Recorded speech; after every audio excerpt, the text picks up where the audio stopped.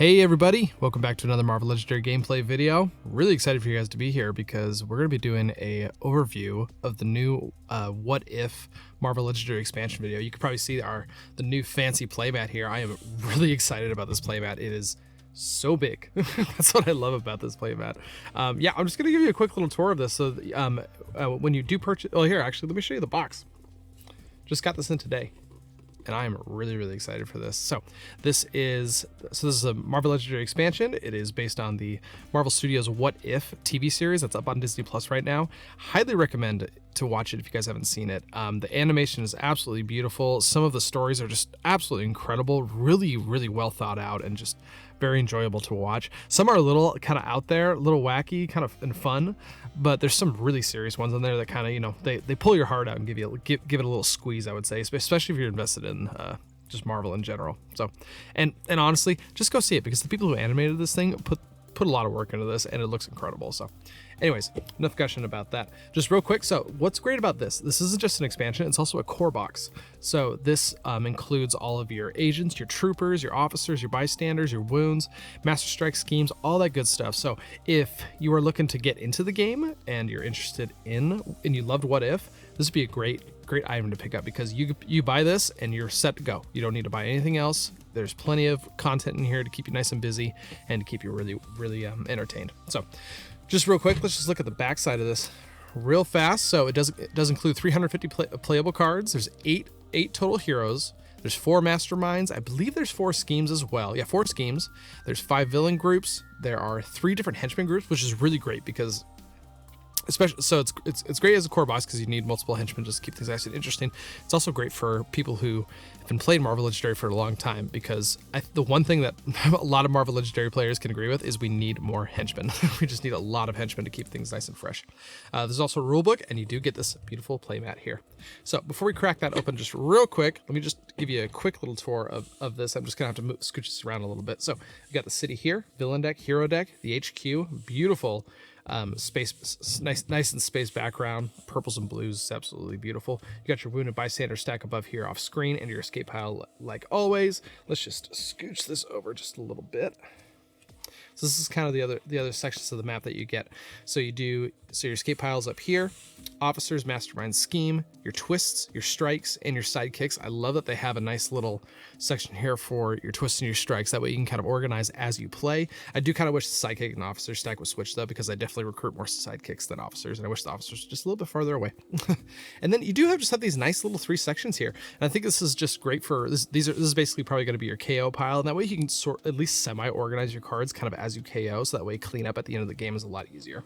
Let me get that reset there for you right there. But yeah, this is definitely gonna be the playmat I'm gonna be playing with going forward. Here, let's see, do I have my, yeah, just real quick, this is the one I've been using, and it's just, you know, it's got stains from my kids getting into it. The corners are kind of getting folded up, and you know, it's just a little dated almost. Like when you compare it to this playmat, and it's significantly smaller. I mean, it's not double the size, but it's probably 1.5 times the size, and it just, I don't know. Like this is great, but I mean, look at that. Just absolutely beautiful. Yeah, just absolutely beautiful. Anyways, let's jump into the box here real quick. So I did open this up beforehand because I wanted to do it, just kind of check it out, make sure I had all the cards were in there correctly. There's been a couple of reports of people getting duplicates or missing a couple cards, things like that. But I double checked everything. Looks like I got everything in here, which is great. So let's pop this bad boy open. So what's great about this, it's not only do you get all the cards in it, but this is actually a storage box itself. Does lift up. It is attached back here, which is really great. And there's enough room in here. Let's see. Yeah, you probably have to take, well, let's see. I guess that is a little awkward. This is attached to it. Well, I guess that's where you put the playmat, and then you do have enough cards in here. I mean, so these are all the cards that come with it. Just sort of this just a little bit. But if you sleeve this up, it would probably cover about half of it, and then you have enough room for a couple expansions, things like that, so you can organize it quite a bit. You also get these really big foam blocks. They're really big. Like I didn't really expect them to be that big, but I do like when they're foamy like this, because then you can kind of squeeze in a couple extra cards just to make everything go a little bit better. But you do get the playmat, you get the rule book, and you get everything you need to play the game. I'm gonna stick these aside. Those are all the cards I'm gonna go through today. But yeah, so let's see. Let's just stick all that back in there right now. These are just the extra like wounds and bystanders and things like that. So yeah, I'm pretty dang happy with this. I'm more than likely going to be using it because as of right now, my storage solution is completely full, and I need something. I'm probably going to stick all my like villains or something in there. We'll see what happens. But here's the rule book. Ooh, here we go. Let's get that on screen. I actually really like this. Nice and thin. It's nice and condensed, which is great. It's a lot better than the ones that I think that like if you take a look at the core box, the rulebook for the core box, it's like this big wonky giant thing, and it's just not very usable. Before we dive into the cards, though, I do want to go through the rulebook with you guys real quick. There's a couple changes in here that you do need to take note of, especially if you're a player who's been playing Marvel Legendary for a long time and plans on continuing to play it throughout, all of time, basically. As long as they keep putting expansions out and the community's strong, I'm probably going to be playing this game for the rest of my life. So pretty excited about that. So I did read through this whole thing today. And what's really nice about it, at the very start here, there's a section here that's basically like, hey, these are the new stuff that if you've been playing Marvel Legendary for a long time, this little section here is just a nice little summary of all the changes that we're going to have to go through. First kind of big change we have is the number of villain groups that are in the deck, depending on the number of players there are. Now, the number of players is equal to the number of villain groups that are in the villain deck. So if you have 5 players, you're putting 5 different villain groups in the villain deck, which is pretty significant, I would say. What is it? It went down for 4 players, it used to be 3, now it's 4. For 5 players, it used to be 4, and now it's 5. So an increase in number of turns you get, which is great. The time I did play with 4 players, it did feel there was a lot of pressure, especially in the early game, for us to even do anything. So that does kind of extend how much time you have available to us and spreads out the schemes and the master strikes. So I think that's a good change as far as I know. I can't really give any strong opinions on this because, like I said, I usually just play 1 or 2 players. 1 or 2-handed solo, actually. The other significant change, actually, is the number of bystanders for a 5-player game. It goes up to 16. I believe, yeah, it used to be 12, and now it's gone up to 16. So that's 4 extra turns that you're getting out of the game. I mean, in my opinion, from an outside perspective of someone who hasn't played that seems like a pretty good thing, just because it does extend the game out. Probably makes it just a little bit easier, but I don't have a ton of experience in that, so either way. The other big addition that we have is the warm-up round, which is really great. This applies to 4 and 5 player games. The basis of it is that if everyone is during a 4 and 5 player game, basically everybody gets 1 free turn. So at the start, so when you start the game, the first player is going to draw their 6 cards. They're going to play out. They can recruit all they want, but you don't draw the top card of the villain deck, and you go all the way around to each of the players. And when everyone is going to be taking their second turn, that's when you start taking cards off the top off of the villain deck. Everyone basically just gets 1 free turn. I think that's pretty dang good, because if you're playing a 5-player game, I mean, the city literally could be full by the time the player 1 gets a second turn. So that seems pretty dang good. That seems like a great change. The other change is going to be the HQ mulligan rule. So the way this works is at the start of the game, if you have 2 or more cards that cost 7 or more, basically the ultimate cards, if 2 or more of those in the HQ and all are in agreement, you can mulligan. You can take those cards that cost 7 or more, set them aside, replace them, and then replace any of the new cards that cost 7 or more. Place those aside until you fill up the HQ with cards that cost less than 7. So basically no ultimates in the HQ. And I think that's pretty dang good, because I mean, one is kind of manageable, but if you have 2 of them in there, I mean, that reduces the amount of cards you can recruit down by quite a bit. So I think this is a really, really great little rule. I think a lot of people house ruled something like this, that if you just ended up with a bunch of high costing cards that cost 7 or more in the HQ, they would just mulligan the whole thing and redo it. I think it's nice to have just a nice little official ruling for that. So that's the other significant change we have. This is something interesting I found that I don't know if it's a big change, but it's something really interesting to come and keep in mind. So this is under superpower abilities. Some cards have a superpower ability with a hero class, color, icon, and a colon, like strength, you get +1 attack. You may, quote on is the may, you may use that superpower ability only if you have already played another card of that color earlier in your turn. So what's really interesting about that is it's a choice. I never really realized that. So for example, if like one of Hulk's common card is exactly this. If you've played a strength card previous before this, you'll get +1 attack. That's a choice whether you want to gain that ability or not. I always thought it was forced. This leads to there's 2 kind of situations I think of where you can this can change things.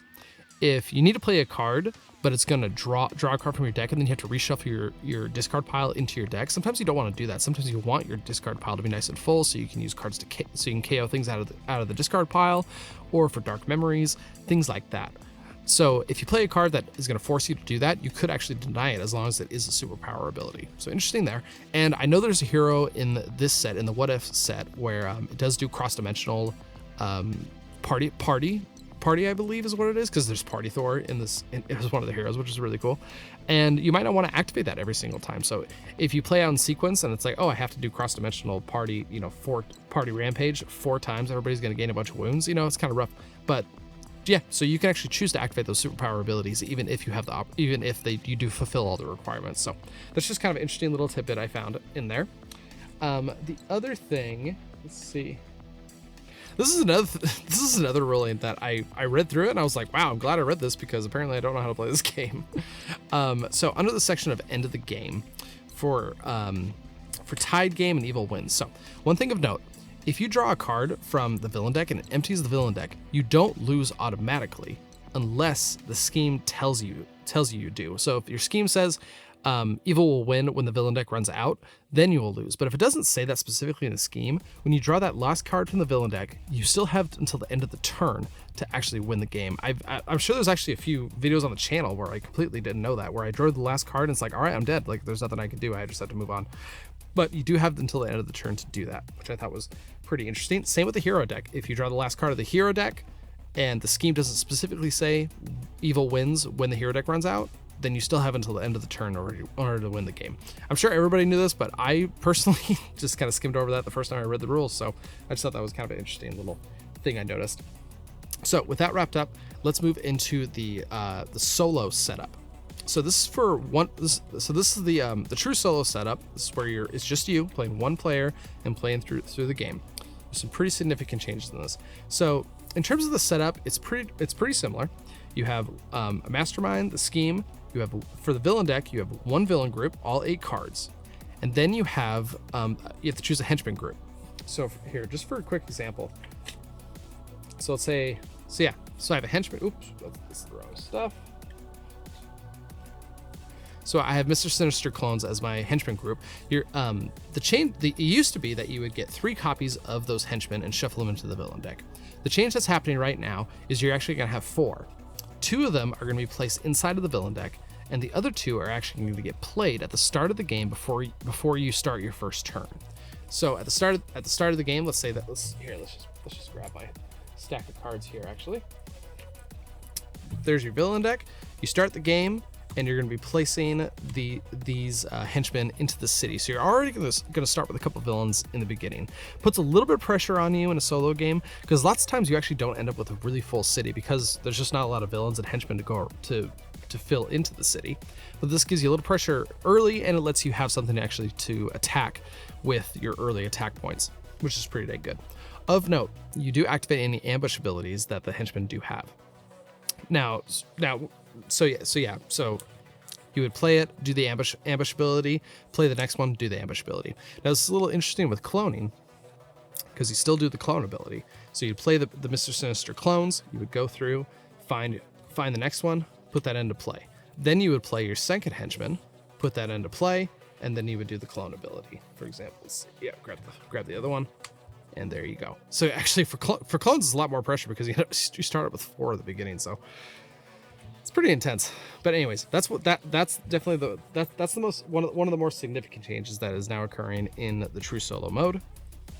The other big change that's occurring is to do with the scheme twist. So in a normal true solo game, whenever you drew a scheme twist, you take a hero from the HQ and you put it on the bottom of the hero deck. It's a way to kind of freshen up the HQ for you, which is, generally a good thing, I would say.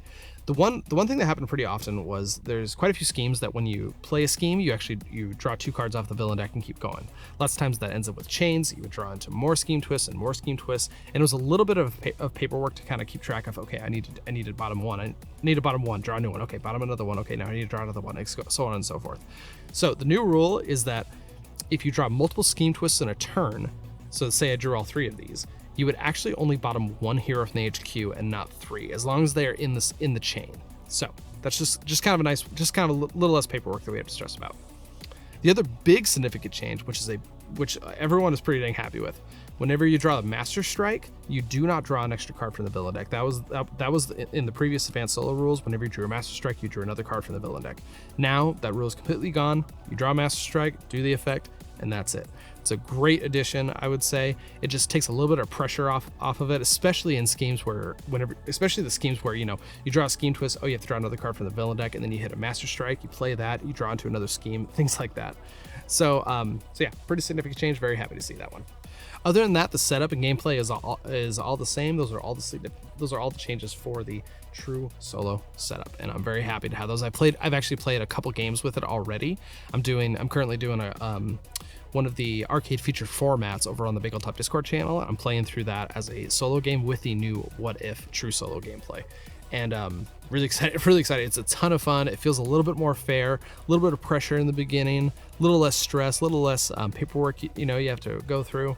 Overall, it's just a lot of great changes. So really excited about that one. All right, let's jump into some of the new stuff that we're getting into in this core box. I'm really excited about it. We actually get 3 new keywords that we're going to be going through real quick. So first one up is what if ... So title of the whole core box, which is really great. So this new keyword highlights how a hero's destiny can pivot on a single crucial choice with consequences that split through the rest of that dimension. Some hero cards say things like, what if you get +3 recruit? This means choose a hero class or hero name, then reveal the top card of your deck and either put it back on top of your deck or discard it. If the revealed card had the hero class or hero name you choose, then you do the what if effect. So this is a lot of top deck manipulation that you want to have. You want to know what's on top of your deck, either through looking at it, either through wall crawling a card to the top of it, maybe drawing and rearranging cards. But as long as if you can guess or know the top card of your deck, you will be able to get that bonus, which is really pretty awesome. But there's a couple things to keep in mind. What if is not allowed to trigger on 0-cost gray starting cards like Shield Agents or Shield Trooper, so don't choose those hero names. So it's important. So that does put a damper on it. That means the power level of cards that have what if are definitely significantly down in the early game, and then will increase later on. So just to know. Even if a what if ability misses, it is still valuable to be able to choose to put your top card in your discard pile or not. For example, it can give you key information about your top card so you know what to choose with your next what if card that turn. Or if the top card is a shield agent, you can discard it so you have a chance to hit with your next what if ability that turn, so you don't have to draw it next turn. Pretty dang solid, I would say. So I think that's pretty simple. I would say that everyone knows. Basically, yeah, guess the top card of your deck if you get it right through a hero name or their hero class, and you'll be able to get an ability, for example, like +3 recruit. I think that's pretty simple. All right, let's scooch down to Soulbind. This one's pretty amazing. In a maddened drive to save his beloved Christine Palmer, the alternate dimension variant known as Doctor Strange Supreme binds demons' dark souls to devour their power.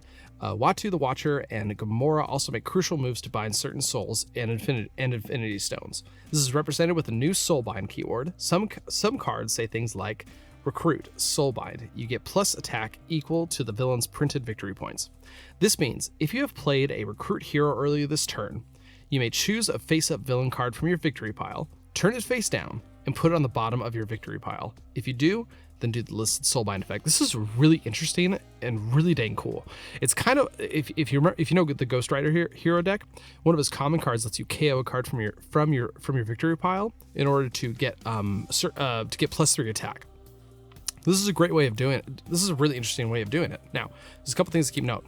At the end of the game, when you are counting victory points, turn all those face down cards face up again, and you can count their victory points. But until the end of the game, the face down cards count as not being in your victory pile at all. So it's really important to keep. That's just really cool because there really isn't a negative in order to do that. It's basically another resource that we have as players to use our victory pile in order to gain different benefits. It's really just looking at it, this is easily one of my favorite mechanics right now, just because.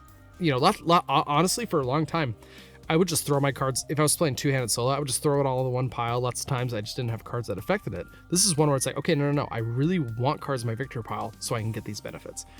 It's pretty dang cool. And what's really great about it also is that usually if you're gonna take one of those cards and place it face down and get an ability, that's probably gonna lead you to fight another villain, taking them out and kind of replacing it. So you can kind of keep that resource going. Just another thing of note, keep in mind is a face-up villain. That does include henchmen. Henchmen are considered villains as well. Just keep that in mind. This is a great way to stop Rise of the Living Dead villains from coming back to life out of your victory pile. The face-down card can't be used for another Soulbind effect later. The face-down card can't help you against cross-dimensional rampage.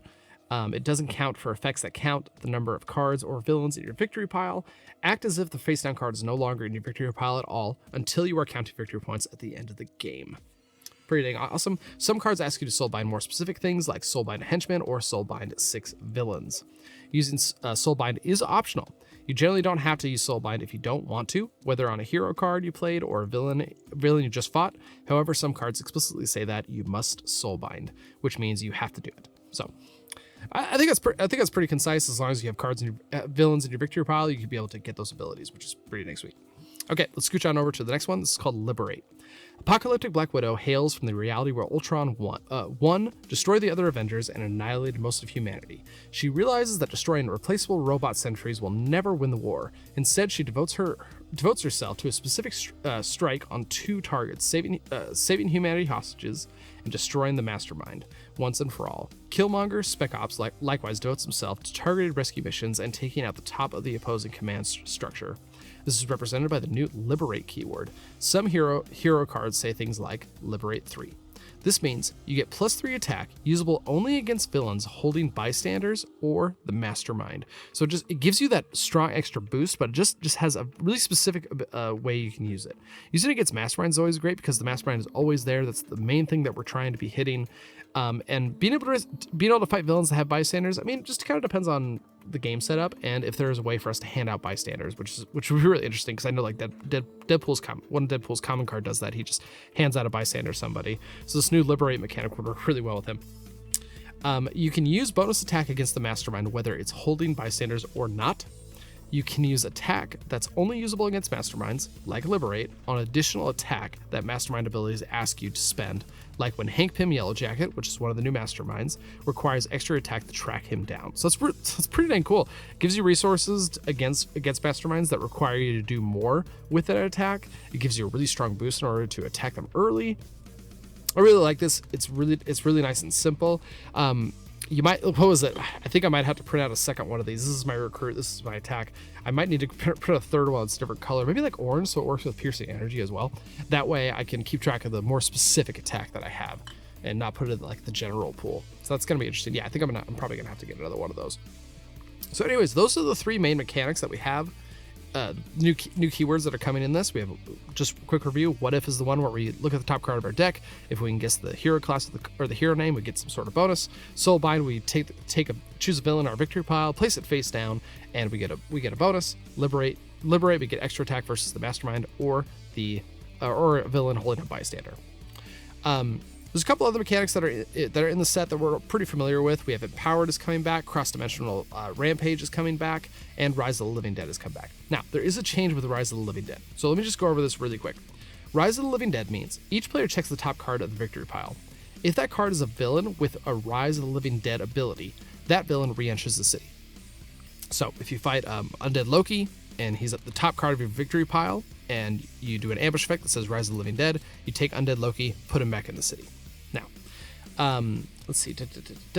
However, note that a villain returning to the city returning to the city because a Rise of the Living Dead ability does not itself bring back additional villains with its own Rise of the Living Dead ability. A single player does not do a chain reaction of many villains returning at once. So if you had 3 villains in your victory pile, all with Rise of the Living Dead, one would come back, but it wouldn't return the other one. Now, of note here. However, since each player is affected by Rise of the Living Dead, several villains might still return when Rise of the Living Dead occurs. A maximum of 1 returning villain per player. This is a change from when this keyword appeared in Secret Wars, when chain reactions were allowed. This change affects the old Secret Wars expansions cards too. So I can't recall if this is a significant errata or not, but I thought I'd just point it out for now, just in case it is. So either way, that is all the keywords that we're going to be going through. Let me just double check. Yeah, there's some villains will ascend to become Masterminds, and things like that. So that is all the keywords that are in the rule book. I'm really, really excited for this. I think it's going to be really fun. But yeah, guys, honestly, just if you've been playing for a long time and you haven't read through the rules recently, I was just running through it real quick, just so you can make sure that you got all your bases covered. Because like I said, there was a couple things I read in here that I was like, oh, like that's not a significant rule mistake I've been doing, but there's little nuances that will help you get a little bit more get a little more out of your game. So anyways, that is the rulebook for the What If core set. All right, excited again. In the next section, we're going to be talking about the cards that you're going to be getting in this. We're going to go through each and every one of them, and I'm going to be chatting about them. This is going to be a pretty off the cuff, just as a heads up. Before I get into this, I do want to send out a huge thank you to Captain Metroidica. He is a member of the Big Old Talk community. He's just a great guy. He does a lot of great work with everybody. He's just a great member of this community. One thing he does is he does run the Legendary Card Game website. It's basically it's an updated and pretty fresh database of all the Marvel Legendary cards. So you can go to that website, you can click on expansion, see every single card that comes in there. He's got all the cards scanned, and it's a great little fan site that he created. You can hop on there and join. You can comment on the heroes, discuss their abilities, rate which ones are strong, which ones you think are weak, things like that. He's got a list of links to a bunch of different communities involving Marvel Legendary, things like that. It's just a great little website. I use it pretty dang frequently actually in these videos, so I want to send a huge thank you out to him and the images that he'll be providing. I'm going to be popping up the images of these cards as I chat about them, just so you can have a better look at them, and I'm not raising up a card like this and you have to stare at my hands and all that good stuff, just so you can have a better look at it. But I'll be holding the cards just so I can look at them a little better. So anyways, huge thank you out to them. So let's start with some of the basic cards here. Let's see. So these are three of the first three cards we're going to be looking at, because this is going to be our bread and butter. We have our agent, our trooper, and our officer. So for the agent, this is the one that gives you one recruit, and you're going to be starting out with 8 of those in your deck. And it is Phil Coulson, Agent Phil Coulson. I mean, what a great character. I think the actor who played him really actually created that character and made him just who he is today. I mean, out of all the characters in the Marvel Cinematic Universe, he's definitely up there in like the top 10 of no. That guy went all out and kicked rear end. I mean, I would say if you haven't watched Agents of S.H.I.E.L.D., the TV show, definitely give it a shot. It's pretty dang solid. So anyways, he's going to be our agent. Our trooper is going to be Maria Hill. I think this is just as a quick officer, the officer is going to be Nick Fury.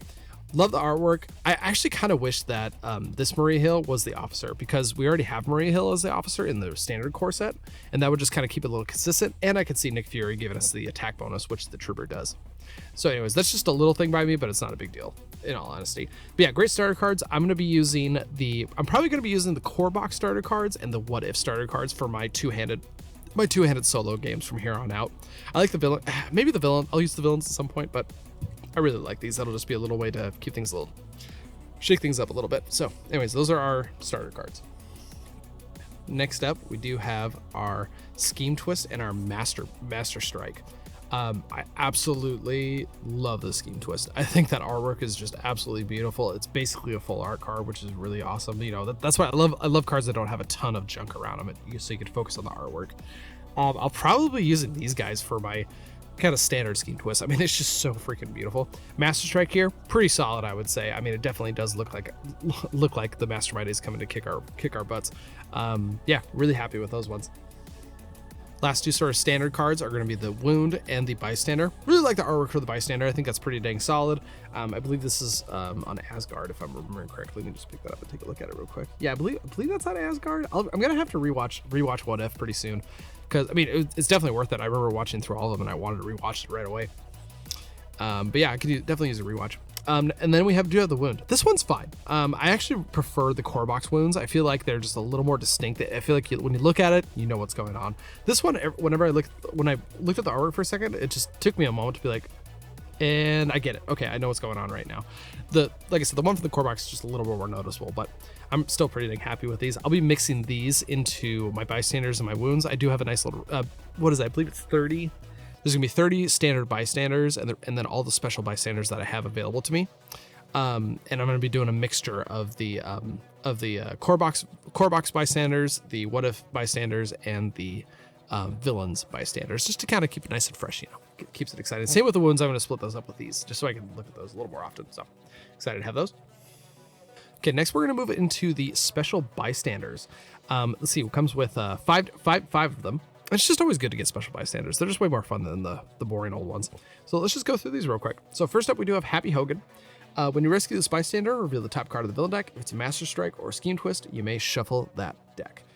Pretty cool. Little minor ability, but it could save you from losing the game and just pushing off a problem that you just don't want to deal with right now. Pretty happy about that. Next Next up is going to be Howard Stark. When you recruit this bystander, reveal the top 4 cards of your deck, draw each tech and ranged hero you revealed, put the rest back in any order. That is pretty amazing. Okay, top 4 cards, that's pretty dang good. You're more than likely going to hit, especially in the late game. You could draw multiple cards off of this, which is incredible. I mean, sometimes it's not going to do a ton of work for you because maybe you're playing a hero set that doesn't have them or has very little range or tech cards, or maybe you haven't recruited them yet. But there's going to be times when this is going to draw you, most of the time it's going to draw you 1, 0 to 1 cards, 2 sometimes, 3 and 4 is kind of stretching it. But if you do end up drawing 3 or 4, I mean, you're going to be hitting the mastermind that turn, pretty much guaranteed. So that's a pretty exciting one. Next up is Howard the Duck. When you rescue this bystander, reveal the top 4 cards of the bystander deck. You may rescue a special bystander from among them, then put the rest back on the bottom of that deck. If you do have a full collection, there are a ton of special bystanders right now, so more than likely you're gonna probably see at least 2, I would say. Probably between 1 and 2 special bystanders, I would say, just to be generous. And it does give you that choice to pick which one, which is pretty dang cool. You can kind of, find the one that you really want, or one that's more applicable at the time. So I like that. Howard the Duck, pretty solid bystander there. Next up is going to be Pepper Potts. When you rescue this bystander, you get +1 recruit if the bank is empty and +1 if the rooftops are empty. So that's pretty familiar. I believe there's one, it's called the Tourist or something like that, and they do something pretty dang similar. The bank might be filled up pretty frequently. Rooftops, kind of the same. I mean, that is these 2 spaces right here. That's the middle and below. So I don't know. Lots of times you might not actually get this bonus there. So that might be a little bit rough to fulfill. Next one is going to be Scott Lang's Head. When you rescue this bystander, whichever player is ahead, I see what they did there, has the most victory points or tied for the most, may KO one of their cards. Great card, I would say, especially if you're playing true solo. It just means that you get to KO one of your cards. So pretty happy with that. And just a note, I haven't actually read through all these cards yet. I've just through my conversation involvement in the community, I've seen the cards and I know like which heroes came in the box and things like that, but I haven't actually gone through and read every single card. So just going along with that journey with you guys as well. Okay, let's get into some juicy stuff. We're going to be going through the masterminds right now. We're going to go through the bad stuff before we get to the heroes, I would say. Okay. First one up is going to be Hank Pym Yellow Jacket. I'm pretty excited about this one. His character in the What If episode is pretty cool, actually. And just note, we have 4 new masterminds, and they all have an epic side, so we're going to go through those as well. So first up, we have Hank Pym Yellow Jacket. He has 4 attack, which is pretty dang low, so that means there's got to be something that's going to be stopping us from hitting him so early. If he didn't, you'd be able to hit him on turn 1, actually, if you drew all 4 of your troopers. Okay, before each time you fight Hank Pym, you must track him down by discarding the top 6 cards of your deck, then paying 2 attack for each card you discarded that costs 0. If you don't pay this total, gain a wound, and your turn ends. That's really rough. Okay, discarding the top 6 cards, usually not that too big of a deal. Filling your discard pile usually is a good thing, I would say. But in the late, and so you won't be able to hit him in the early game because you have so many 0 costing gray heroes that you'll never be able to fulfill it. So you really don't want to even attempt to fight him until you know that your 0 cost cards are down by quite a bit. Let's see. So then you have to pay 2 attack for each of those cards that cost 0 that you discarded. And if you don't pay this total, not only do you gain a wound, but your turn ends. So if you are going to attempt to fight him, what you probably need to be doing is you need to be doing all of your actions beforehand and then fighting him. So you want to do your recruit, you want to fight the cheap villains in the city, and then you want to try and make an attempt on him. Because if you end your turn, you didn't do any recruiting or fight anything in the villains, you lose all that recruit. So it's pretty dang interesting. It's interesting for sure. His always lead group is going to be any villain group, so he actually doesn't have one. That's really interesting. I think that's one of the very few. There might be another one, but as far as I know, there's not, man, I can't think of a mastermind that does that, but I'm sure there's at least one out there that has that wording on it. Master Strike. Each player puts 3 0-cost cards from their discard pile on top of their deck.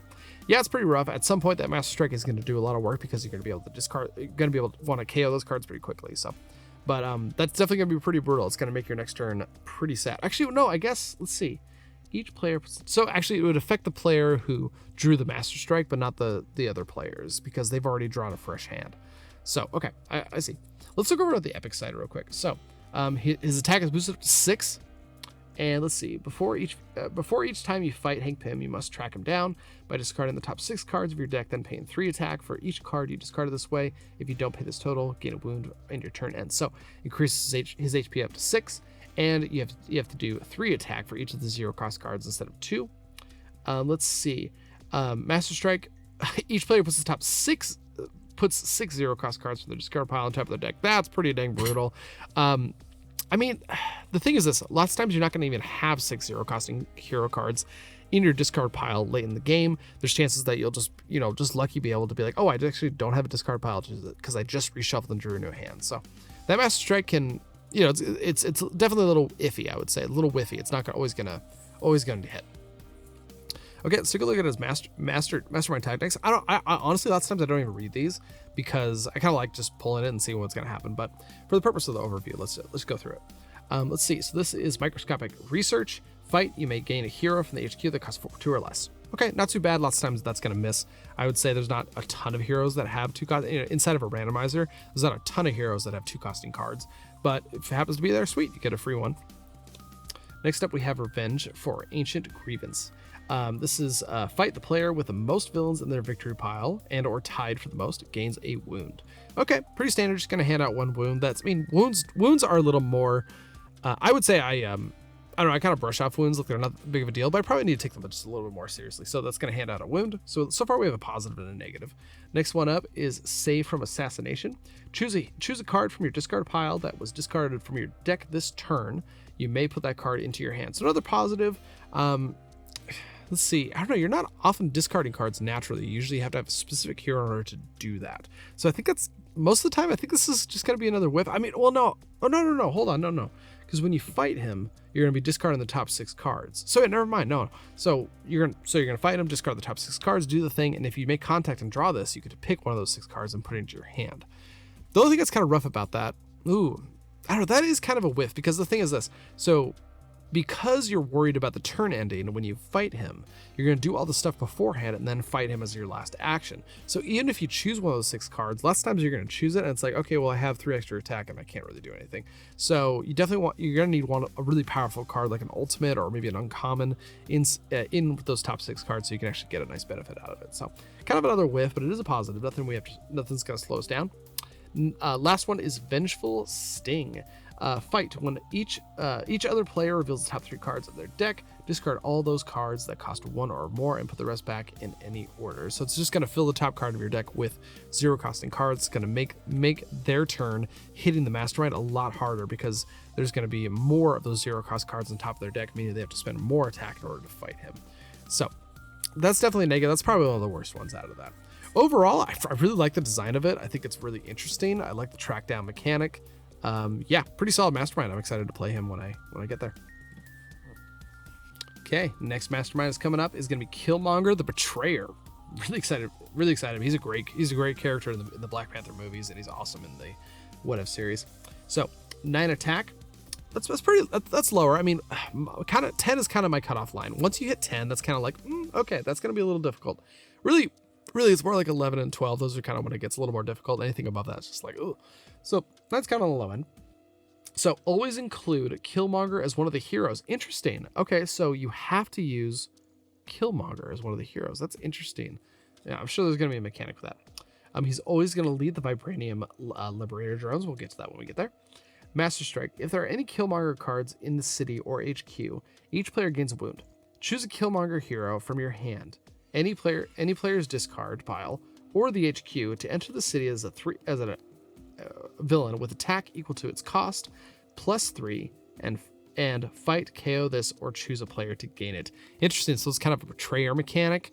That hero that you think is on your side is going to be going into the city as a villain. It's pretty flavorful, pretty interesting. I like that. The 9 attack, like I said, 9 attack isn't too much. That's kind of like the medium grade, I would say. Let's look through his. We have the epic side. Let's go through that. HP is going to be increased up to 12. Let's see. Master Strike. If there are any Killmonger. Looks like hand discard HQ. So it looks like his HP is increased up to 12, which is quite a bit. I mean, that goes up by +3. And the Killmonger that's going into the city as a villain, instead of +3 HP, gets +4 HP. So this is a nice little bump right there. Let's see. Yep, that's all the same. So yeah, just a little bump in the attack and a little bump into the villains that he puts into the city. All right, let's look through our Mastermind tactics. First one up is change in loyalties. Flavorful with that. Gain a Killmonger card from the city, HQ, or another player's discard pile. Pretty solid, I would say. I think you're probably going to hit pretty often when that happens, I would say. So yeah, that's positive. Next up is pulling the strings. You get +1 recruit for each different villain group in your victory pile. Not too bad, just as a reminder, henchmen are villain groups as well. So potential, most of the time if you're playing two-handed solo, that means you could get a potential up to 3 for each different villain group in your victory pile. So 1, 2, 3. Okay, I mean, you'll get a little bit of recruit, I guess. That's not incredible, but it is a positive. Nothing's going to slow us down. Next up is see you on the flip side. Each other player reveals their hand and discards a Killmonger card. Okay, so that could, more than likely, it's going to whiff on you. Because most of the time, I would say most hero, if I'm recruiting Killmonger cards, I'm the one recruiting the Killmonger cards. Usually it's not spreading out too much. Keep in mind, this is all concept from a two-handed solo or a true solo player, so just keep that in mind. So that is a small negative that could potentially miss. Next up is Sunset over Wakanda. From left to right, each Killmonger hero in the HQ enters the city as a villain as described on the Mastermind card, then refill all empty HQ spaces. That is... Okay, you could potentially whiff on that, but that's rough. Even if there's 2 of them in the HQ, that's still pretty dang rough because, I mean, 2 boosts, that's pretty good. I mean, you're more often than not, whenever you put 2 villains in the city at the same time, you're going to get an escape effect, which could be good. It could be terrible, and you have to KO cards in the HQ. It's a lot of moving pieces. So that's definitely a rough one. Definitely a rough one for sure. I like them. I would say Hank Pym's a little more interesting just because it makes you kind of think a little bit more. But this one's kind of just nice and solid and straightforward.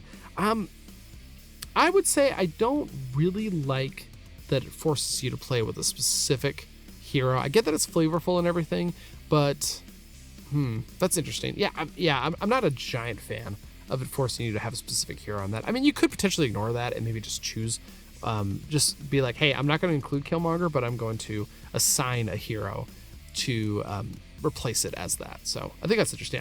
Because I like the betrayal mechanic, but having to be, if you play this, you have to have that specific hero. Not a giant fan of that, I would say.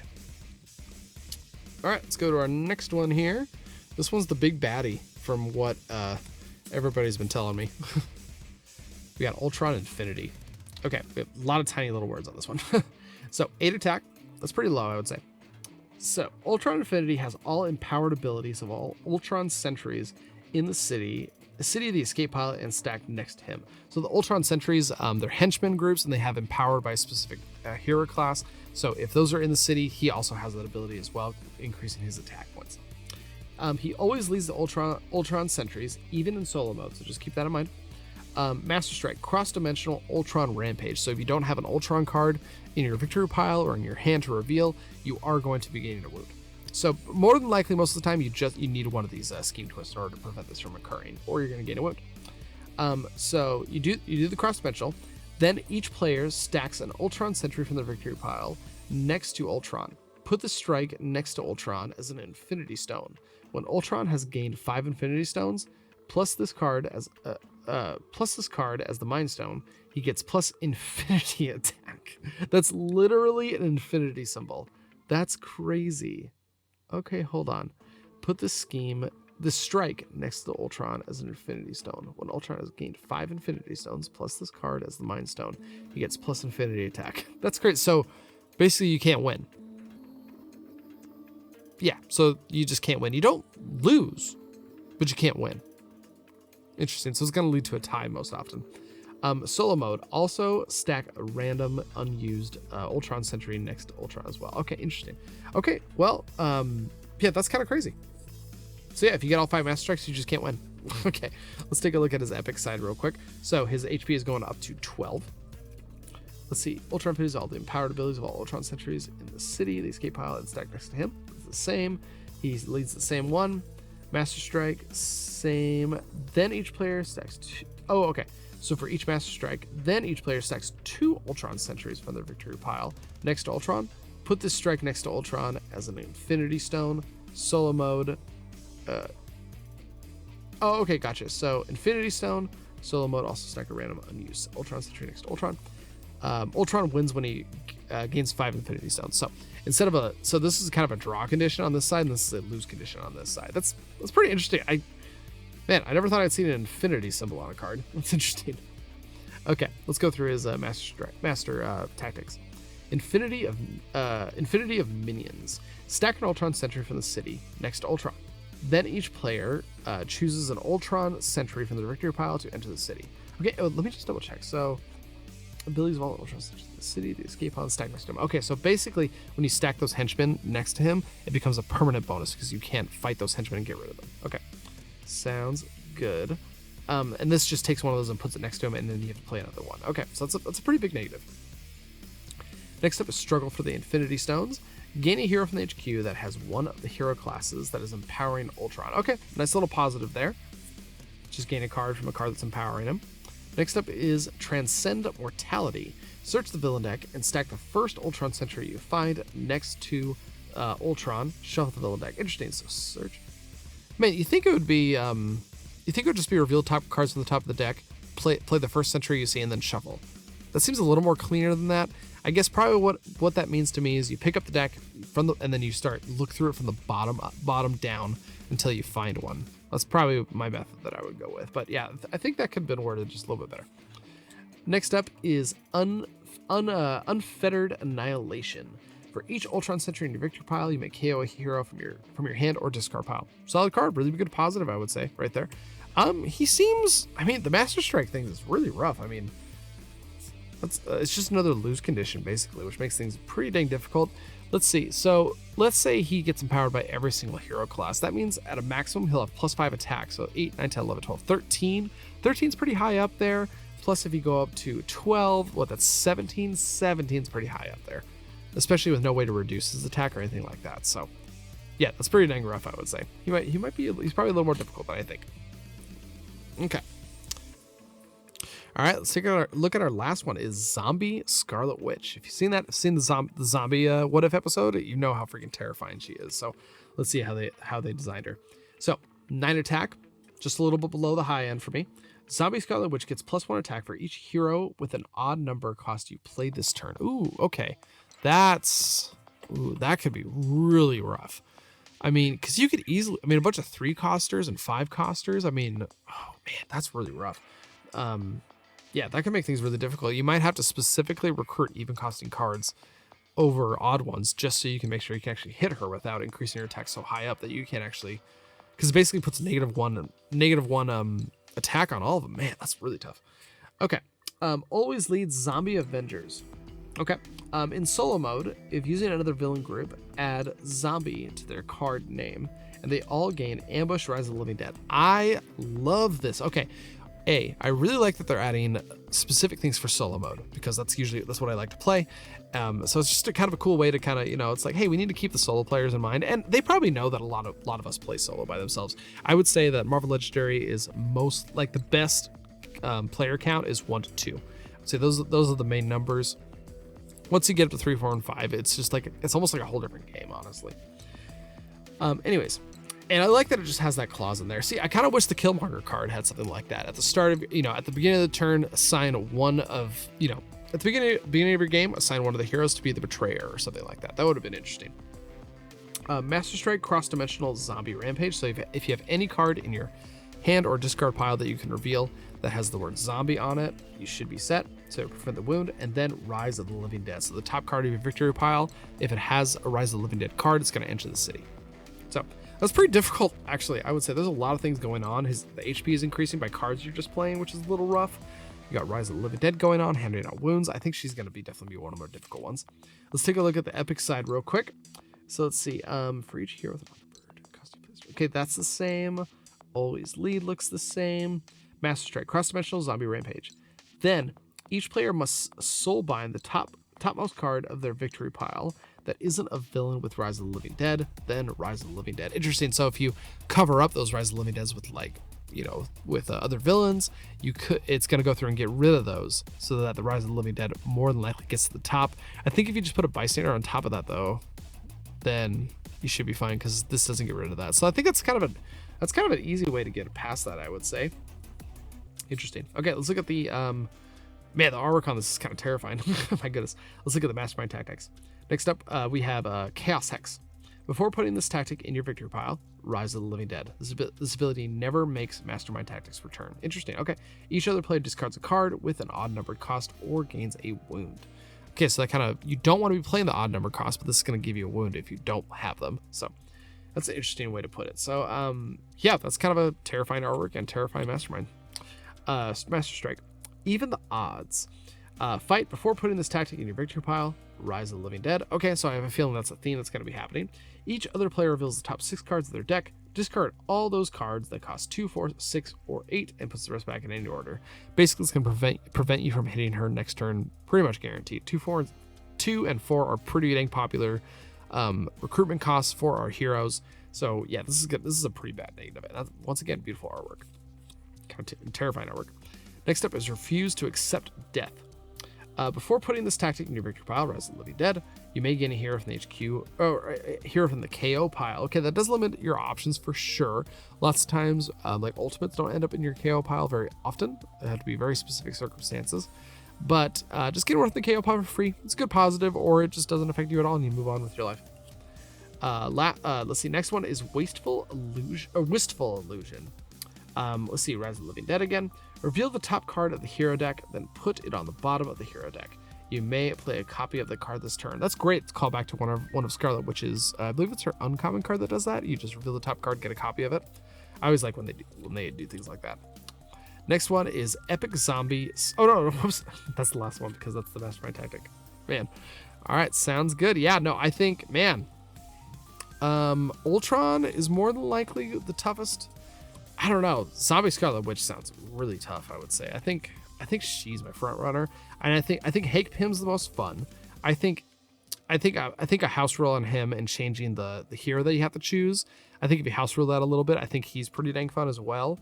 I think she's going to be the toughest, and I think he's the runner up. It might be swapped. I don't know. Those Master Strikes can be pretty dang difficult, I would say. But yeah, no, I'm really happy with all these. I think these are great henchmen or masterminds that they picked out, and I'm excited to get some games in with them. So, anyways. All right, awesome. Let's take a look at the schemes. I'm really excited for these. These are probably one of my favorite things to look at. First thing is going to be breach the nexus of all realities. That sounds pretty intense. There's a lot of words on here. So setup: 1 to 2 players use 3 villain groups. Stack each villain group separately, face down as its own reality. Add 2 twists to each reality. Shuffle together all the henchmen, master strikes, and bystanders for your player count, and randomly distribute them amongst all the realities as evenly as possible. Shuffle each reality separately. Okay, interesting. Special rules: each turn you choose which villain deck plays a card. They all play into the same city. Twist: stack this twist next to this reality as a dimensional breach. If this was the second breach for that reality, destroy that reality, KOing all its cards. Okay, let's see. Next to this reality. Stack this twist next to this reality. It's a dimensional breach. Oh, okay, gotcha. So if you pull a scheme twist from the stack, you put it next to it, and when there's 2 of them, you KO that whole villain deck. Oof. Okay. Evil wins when all realities have been destroyed. That is, wow. Man, I feel like that. I really like the idea of having 3 different villain decks. That's pretty dang interesting. But man, I think the chances of you losing out of nowhere increase by quite a bit. I'm not 100% sure. Man, I think this is a scheme that, man, I like the flavor of it, and it's kind of a fun little gimmick. But I feel like that's going to lead to a lot of losses just out of nowhere, which isn't fun when it happens really early in the game, if I'm being honest. Interesting. Okay, I would say this is definitely more of a gimmick type of a scheme. I feel like it's not really a competitive one, or one where it's like, okay, like we really have to develop a strategy in terms of what we can do. I mean, if you get like cards with danger sense, you could use that to kind of determine which villain deck you want to grab from. So that's interesting, I guess. Probably not one of my favorite schemes, I would say. Like I said, it's not. You can't really go into this. I feel like you can't really go into it and be like, okay, we need to make sure we have these heroes, and we need to make sure we have these type of classes, or we need to do this type of strategy in order to counteract this. It's just kind of top of the deck, I would say. So, love the artwork of it. I like the gimmick of it, but yeah, I feel like it's going to lead to a lot of really you're going to lose some games pretty quickly, I would say. So, Let's just scooch that over there. All right, next one coming up. This one is going to be Protect an Interstellar Zoo. Okay, 11 twists. That is the maximum that's pretty much the highest you could have, I would say. Yeah, that's the highest you could have actually, because I think you only get 11 scheme twists actually in the core box. Twist: each player reveals their hand, starting with the current player, then clockwise. The first player to have one of this kind of hero in their hand or discard pile stacks it next to the scheme, stolen for the zoo. Okay, that's kind of cool. So twist 1 is a strength, then instinct, then covert, then tech, then ranged, 5-coster, 4, 3, 0 cost, a star icon, an attack icon. Interesting. Okay, that's kind of cool actually. I mean, it is going to be stripping good cards out of your hand, which is good. Trying to time out, or let's see, probably what you'd want. So the attack and the recruit icon are basically guaranteed. When the zoo has 5 heroes, you lose, by the way. So the last 2 are guaranteed to happen, I would say. I think there's very little chance that you're not going to have something with an attack and a recruit icon for the last 2. A 0 cost you could avoid it, I would say. 3 cost, I doubt you can avoid that one. 4 cost, same. 5 cost, maybe. So yeah, the last, man, 4th, turn 7, turn 8, turn 10, and turn 11. I feel like you almost can't avoid that. But what you recruit can be avoided, I would say. You could potentially go into this and just be like, okay, try your best not to recruit strength or instinct heroes or something, or, just see if you can time it out. So like when the first scheme pops up, you can be like, okay, now we can recruit strength heroes and you don't have to stress about it. Things like that. That's pretty fun, I would say. I like that. Gets you thinking, it gets you strategizing, things like that. I really like the flavor of it. You want all these different types of animals and all these different types of things inside of your zoo. And yeah, no, I like this scheme. I'm excited about this one. Yeah, no, that one's fun. Alrighty. All right, next up we got, this is the big one, Marvel Zombies. Really excited about this. Let's see what we got going on. Okay, setup, 4 twists. That is incredibly low. That makes me very nervous in terms of what the twist actually is. Include exactly 1 villain group with Rise of the Living Dead. Add 8 random cards from an extra hero to the villain deck. Add 8, sorry, I read it and just didn't comprehend. Add 8 random cards from an extra hero to the villain deck. Okay, so you grab a hero, add 8 of those cards into the villain deck. For 1 to 2 players, add 3 extra bystanders. Okay, sounds good. Special rules. Hero cards from the villain deck are zombie villains with attack equal to their cost plus 1. Worth VP equal to their cost. That's pretty cool, actually. In terms of your VP, that could, if you have a 4 or 5, getting 4 and 5 victory points off a card is pretty sweet. They have Ambush, Rise of the Living Dead, Fight, play a copy of this card as a hero, then put it into your victory pile as a villain. Interesting. I like that. It still has Rise. Okay, interesting. VP is weird. So you fight it, and then you get a copy of it. Okay, that's really interesting. I like that. That can lead to some kind of big brain plays. Fight this, get this, use that to fight another one, or recruit something, things like that. I really like that. Okay, twist. Each villain in the city with Rise of the Living Dead escapes, then play another card from the villain deck. Okay. For only 4 twists, that seems really low, though. Because that effect, I would say, you play another card from the villain deck. I guess basically every single villain group. Well, no, so you have one villain group that has Rise of the Living Dead guaranteed, and the heroes have Rise of the Living Dead guaranteed. Huh, yeah, 4 twists seems really low for that. Actually, I'm gonna be honest. I don't know, maybe I'm being cocky or something, but let's see. Evil wins when there are 3 villains per player in the escape pile, or the villain deck runs out. Interesting. This is really cool. I really like this. Yeah, the low twist count is really interesting to me. Getting copies of the heroes that you fight is really cool. It's a decent amount of so that's going to be 16 cards in the villain deck that all have Rise of the Living Dead that you really need to keep track of. You need to try and bury them inside your victory pile. Yeah, I really like this. I'm pretty excited about this. I think this is going to lead to a lot of strategy, and you really have to think as you play. I like that a lot. All right, last scheme up is Trash Earth with hugest party ever. With hugest party ever. That doesn't sound right. Trash Earth with hugest party ever. Okay, yeah, that just doesn't sound right. Anyways, so scheme twist. So the setup: 6 twists. Always include the party thrower hero and intergalactic party animals villain group. Once again, I don't really like when especially the heroes. I can understand. I'm fine with them wanting to include specific villain groups in the villain deck, but I don't really like when it have a specific hero to be played, because I feel like that kind of goes against the randomizer that is kind of like the typical way of playing the game. I'm not sure how I feel about that, but no, I guess I know how I feel about it. I don't really like it that much, to be honest. Because what is it? I think there was, what the other Mastermind, he was basically like, hey, you can choose, basically you choose a hero deck, but they are going to represent it by this. And maybe that's just what you have to do. Instead of always including Party Thor, maybe it's just like, okay, I'm going to get my randomized heroes and I'm going to pick one of them to represent Party Thor. Okay, so twist. If Frigga, Mother of Thor, is in play, stack this twist next to the scheme as discovered wreckage. Otherwise, search the villain deck for Frigga and she does her ambush ability. Then shuffle this twist back into the villain deck. Okay, so the twists always stay in the villain deck. That's pretty intense. And it is a very specific card. You have to have that one specific card inside of the city in order for this to have a bad effect. When 5 wreckages have been discovered, you're going to lose. Special rules: you can't fight or defeat Frigga. You can't fight or defeat Frigga. Interesting. Why is there... So you have to get rid of her in some other way. When we get to her, I'll have to double check. I might have to call back to this one just to see exactly how that works. Because if you can't fight or defeat her, then you need to push her out of the city in order to get rid of her, or else every single scheme twist you get is gonna have her discovering wreckage. Interesting. Yeah, once we get to Frigga, Mother of Thor, we'll take a look at that.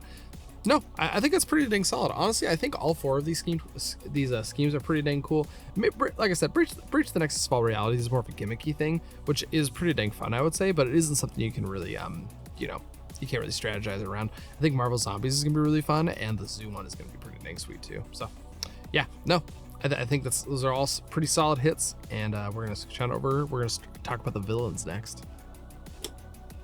All right, first villain group we have is going to be the Black Order Guards. And first villain up is going to be Corvus Glaive. There are 2 copies of these inside of this villain group. 3 attack, empowered by cards that cost 5 or more. Okay, that's not usually, you're not going to pop a ton with those, I would say, but they are going to stick in the HQ for longer. So more than likely, I mean, I feel like he's going to get up to 4 attack, 5 attack, I would say. But he does have potential to go 5, 6, 7, 8. It's pretty intense. Ambush: for each hero in the HQ that costs 5 or more, Corvus Glaive captures a bystander. Okay, seems pretty standard.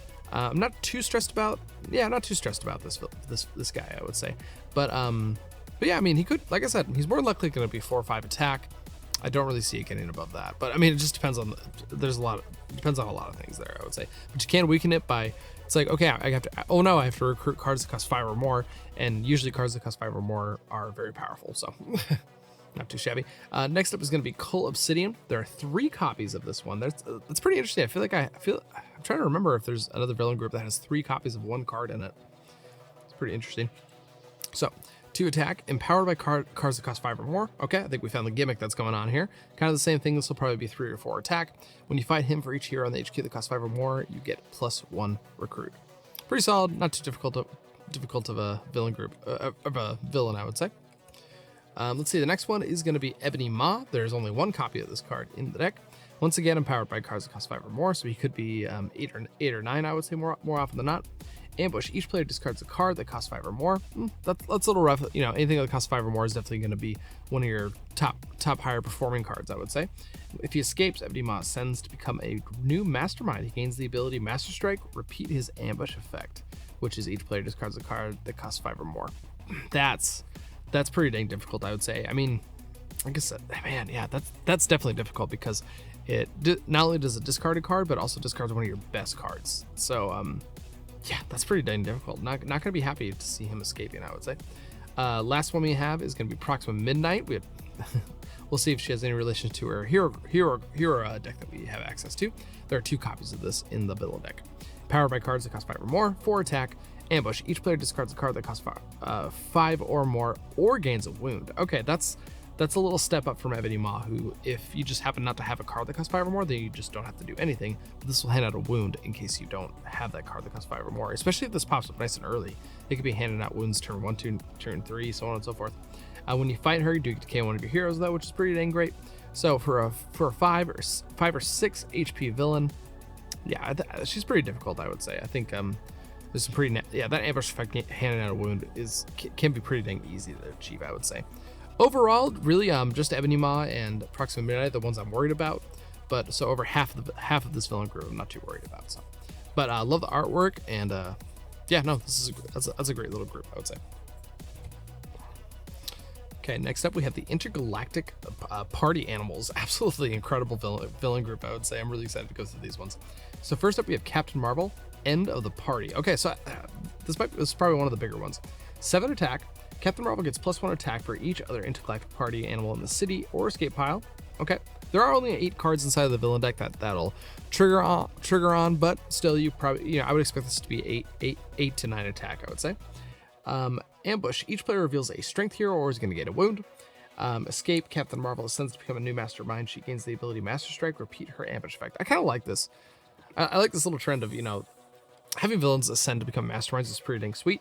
And this also just kind of a nice kind of clean thing. It's like you do the ambush effect. If a Master Strike happens, you just repeat it. Things like that. Pretty dang solid. Also, I like this. These are all most of these are considered heroes. But it's a villain group, so it kind of leads to, you can do just a little bit more of some flavorful setups, I would say, this way. Yeah, a little stressed out about her, I would say. Next up, okay, so this is Frigga, Mother of Thor. So this is kind of the important one in terms of the scheme that we went over. 12 attack, we're 6 VP. That is a mastermind, so I'm assuming this is going to do something very similar. Excuse me, my goodness. Okay. During your turn, you may discard a card that costs 5 or more to hide the party and shuffle Frigga into the villain deck. Okay, so that's how we get rid of her without fighting her or defeating her. If you do, you may KO one of your heroes, then you must play a card from the villain deck. Okay, so you shuffle her in, but then you start digging for her right away. Ambush. Frigga ascends to become a new mastermind. Oh, okay. She gains the ability Master Strike. If there are any intergalactic party animals in the city, each player discards a card. Okay, so she instantly becomes a new mastermind. That's pretty intense. I mean, 12 attack on a mastermind is pretty dang big. I mean, I know you only have to hit her once, but just getting to that 12 attack can be a bit a little rough sometimes, depending on just how things are going in your game. Yeah, I'm a little stressed out about her, but I think that's very flavorful in terms of the scheme that this card goes along with. So yeah, I'm excited about that. All right, next up is going to be Party Chorus. So far, yeah, let's see. I think these are all these are all individual villains. I really like when they can have 8 cards in the villain deck, and each one is a unique one. Party Korath. This is 4 attack. Party Korath gets +1 attack for each bystander held among all intergalactic party animals. Interesting. So far, I don't see any that capture bystanders. So we'll have to keep an eye on that. Ambush. Each player may draw a card. Korath captures a bystander for each card drawn this way. Interesting. I feel like early game, that's definitely not worth drawing the card. Late in the game, it could possibly be, because you're probably going to be drawing into one of your more powerful cards, which is going to help you defeat this guy. So yeah, early game, I probably wouldn't take that. Next up is going to be Party Korg. 5 attack, KO one of your heroes. Pretty simple. If he escapes, do a cross-dimensional party rampage. So if this does escape, each player has to reveal a card or from the victory pile that has the word party in the title, and that'll prevent you from gaining a win from the cross-dimensional rampage. Pretty simple, I would say.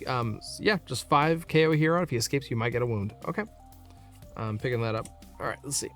Party Cracklin. 4 attack, not too shabby. Fight, you get +1 recruit for each intergalactic party animal in your victory pile. Nice. No, sounds pretty dang good. You're guaranteed to get one because it does include this one. Obviously later in the game, this could be, you can get a bunch of recruit back there. The problem is later in the game, you don't really want the recruit. I mean, you can use the recruit. I mean, there's nothing wrong with gaining it, but you really want them in the early game, and more than likely, you're not going to have a bunch of intergalactic party animals just running around or in your victory pile in the early game. So not too worrisome. Next up is Party Nebula.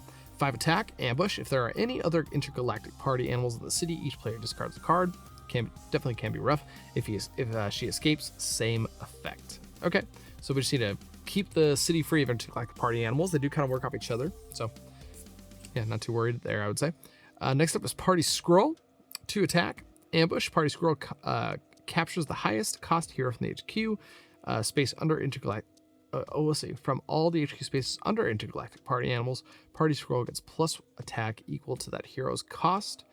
Fight, either KO that hero or choose a player to gain it. Okay, good little callback to the original scrolls around the core box, I would say.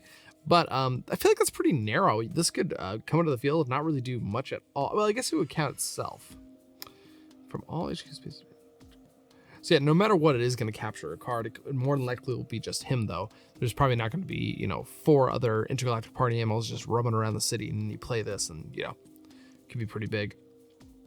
Yeah, no, I'm not too stressed about that way. All right, looks like we got the last one here. It's going to be Party Searcher. 6 attack, ambush, cross-dimensional party rampage. Fight, you may KO a gray hero from your discard pile, specifically a gray hero that could, I mean, I think most of the time you're going to be able to get that effect off. Very rarely are you going to have a fistful of hands and a full deck of cards that you don't have any gray cards in. So, yeah, nothing too stressful about this. I would say the 2 big ones are the first 2 I read, which were Frigga and Captain Marvel. Those are the 2 that I'm kind of stressed out about. Everyone else, I feel like you get some benefits from it, or they're just not that threatening. But really fun. Pretty dang fun. Villain group, I would say. All right, next villain group that we have set up is going to be the Rival Overlords.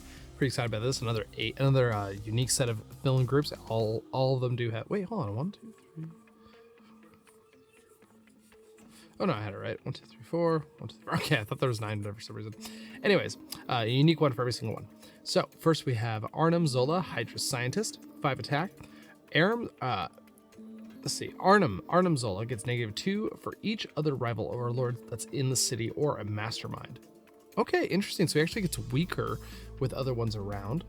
Fight during one of your turns. You may soulbind Arnim Zola to give a mastermind -2 for 1 fight. Okay, so that's pretty much all upsides. Upside, his attack is going to be decreasing as other rival overlords are around, and you get a benefit when you fight him. You can soulbind him, meaning that when he's in your victory pile, you can turn him face down, and you can get the bonus of giving the mastermind -2 for 1 fight. So, yeah, that's pretty interesting, I would say. Yeah, I'm down for a nice little easy villain like that.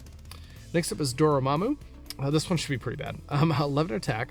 Dormammu gets -2 for each other rival overlord that's in the city or mastermind. Okay, interesting. Interesting. That's going to be the theme going forward. Escape. Dormammu ascends to become a new mastermind. He gains the ability Master Strike. Each player reveals the top card of their deck. If it costs 1 or more, that player gains a wound. Okay, handing out wounds is always difficult, especially in the late game when this thing could escape nice and early. That's usually when I find villains escape more often is in the early game, just because you don't have enough attack in order to stop them. So if this gets in the early game, the longer the game goes on, the more wounds this thing is going to hand out. So you want to take care of him pretty quickly. All right, next up is Ego. This is, 10 attack. He gets -2 for each other rival overlord that's in the city or a mastermind. If he escapes, Ego ascends to become a new mastermind. He gains the ability Master Strike. Reveal the top card of the villain deck. If it's a Master Strike, play it. Okay, that's not too difficult, I would say. Yeah, that's not that bad of a Master Strike at all, I would say. I could potentially see this kind of just sticking around a lot longer than all the other ones. Man, I'm really interested if there is a scheme, mastermind, and villain groups that would lead to having the most masterminds in game. I think that'd be really interesting. All right, let's move on to Loki. It's very blue in this one. 9 attack, -2 for each other rival overlord that's in the city or mastermind. If he escapes, he does become a mastermind. He does become a new mastermind. He gains the ability Master Strike. Each player discards a ranged hero or KOs one of their non-gray heroes. Okay, yeah, that's pretty difficult, I would say. 9 attack also is nothing to sneeze at, but that is probably going to go down to, down to 7, I would say, when you go to fight him. All right, next up is going to be Red Skull, Hydra Occultist. 8 attack, same thing, -2 for the if there's rival overlords in the city or as a mastermind. If he escapes, he does become a new mastermind. He has a Master Strike. Each player reveals a covert hero or discards it down to 4 cards. Yeah, that's pretty dang difficult, honestly. It's really nice to see Red Skull actually get a little love, I would say, because the core box Red Skull is not very good, and he's kind of negative fun, I would say, just because he's so easy. But I think this is a good little balance. Interested to play with that one. Whoa! Got excited there. Wait, that's not the right order. I think it was probably this. Okay, Thanos. 12 attack. It's -2. The -2 clause. And if he escapes, he's going to become a mastermind. Master Strike. Each player discards half of their cards, rounded down. Yeah, that's pretty dang difficult. I'm stressed out about this one. Not only does he have 12 attack, but that Master Strike is just nope. You just have to discard half of your hand, and then you more than likely won't be able to hit Thanos that turn. Yeah, ooh, that's pretty dang tough. Next up is Ulysses Clow. Once again, the -2 claws. Ambush, a villain in the city with an escape ability ascends to become a new mastermind. A villain in the city with an ascend ability. Oh, okay, interesting. So yeah, so all these are going to say ascend on there at some point, right? Ascends to become. With an ascend ability. So yeah, basically these heroes that can become masterminds can possibly go back to becoming one. Okay, interesting. Okay, when we fight him, KO one of our heroes. Pretty dang solid. 6 attack is nothing to sneeze at. It's probably going to be down to 4 or so. All right, last one we do have is Yondu. 7 attack, gets -2 for the rival overlords in the city or the mastermind. Ambush, he's going to capture a bystander. If you fight him, each player KOs one of their heroes. One of their heroes. So that does include gray heroes, but it just gives you that little bit of flexibility. You can KO basically anything in your hand, besides wounded, of course. Yeah, I'm not too stressed about him, but definitely something we have to keep an eye on. What a great villain group, I would say. All of them can transform into masterminds. It's a great way to. That's just really awesome, I would say. Having more masterminds is difficult, but it certainly is fun. All right, next villain group is going to be Strange's Demons. Pretty excited about this one, I would say. First one up is Demon Champion of Hydra. Ambush, cross-dimensional demon rampage. So you need a demon card in your victory pile or in your hand.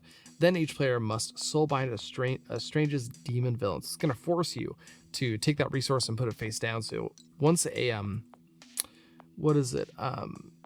once you have any Stranger's demon villains, if you have them in your victory pile, you want to be able to try and use them before this just kind of ruins it for you. If he escapes, Demon Champion of Hydra ascends to become a new mastermind. It gains the ability Master Strike, repeat its ambush effect, which is another cross-dimensional demon rampage. So can start dishing out wounds and everything. Yeah, no, it seems pretty difficult. I mean, it's got 8 attack, does have a lot of victory points at 6, which is pretty dang cool. Love the artwork as well. Yeah, no, I'm a little worried about that one. Next up is going to be Demon Dragon. 6th attack, fight soulbind another villain, so it has to specifically be a villain, which includes henchmen. You get plus recruit equal to that villain's victory pile, so you get a nice little boost to your recruit. And if he escapes, cross-dimensional demon rampage. So yeah, no, that's pretty dang solid, I would say. Okay. Next up is going to be Demon Bound Doctor Strange. 7 attack, ambush. Each player must soulbind Strange's demon villain or discard a card. So it's going to force you to have one of these demon cards inside of your deck, or inside your victory pile. Excuse me. If he escapes, Dreambound Doctor Strange ascends to become a new mastermind. He gains the ability Master Strike, repeat his ambush effect. That's a pretty tough ambush effect, I would say. Just something, man, that's interesting. So yeah, you just want to have a soulbind Strange's demon just to get back on your side. Okay, interesting. Or get the value of it, I would say. Yeah, that's interesting. I think it's going to be a little more difficult than I think, though. Next up is Moose Demon. That's pretty dang awesome, actually. 4 attack, fight, soulbind a henchman. Draw 2 cards. You may do that henchman's fight effect. That's pretty dang cool, I would say. Yeah, you get the benefit from being able to draw 2 cards with this, but you also get the benefit of gaining those victory points at the end of the turn guaranteed as well. So yeah, pretty solid villain group right there. Next up is Skull Demon. This is 5 attack, and when you fight him, you're going to soulbind a bystander. Draw 2 cards. Then if it's a special bystander, you may do its rescue effect. These are all just great cards for us, I would say. It's just like, hey, here's this here's this thing. I don't know what I'm saying. But no, I think it's pretty dang solid. Next up is Two-Headed Ram Demon. 5 attack. When you fight him, soulbind 2 other villains. Okay, that's a pretty tall order, I would say. KO up to 1 card from your discard pile. Really? Oh, up to 2. Sorry, just up to 2 cards in your victory pile. I mean, that's totally worth soulbinding 2 different villains. Plus, it's attached to a 5 attack officer. Not too shabby, I would say. All right, last villain in this villain group is going to be Wolf Demon.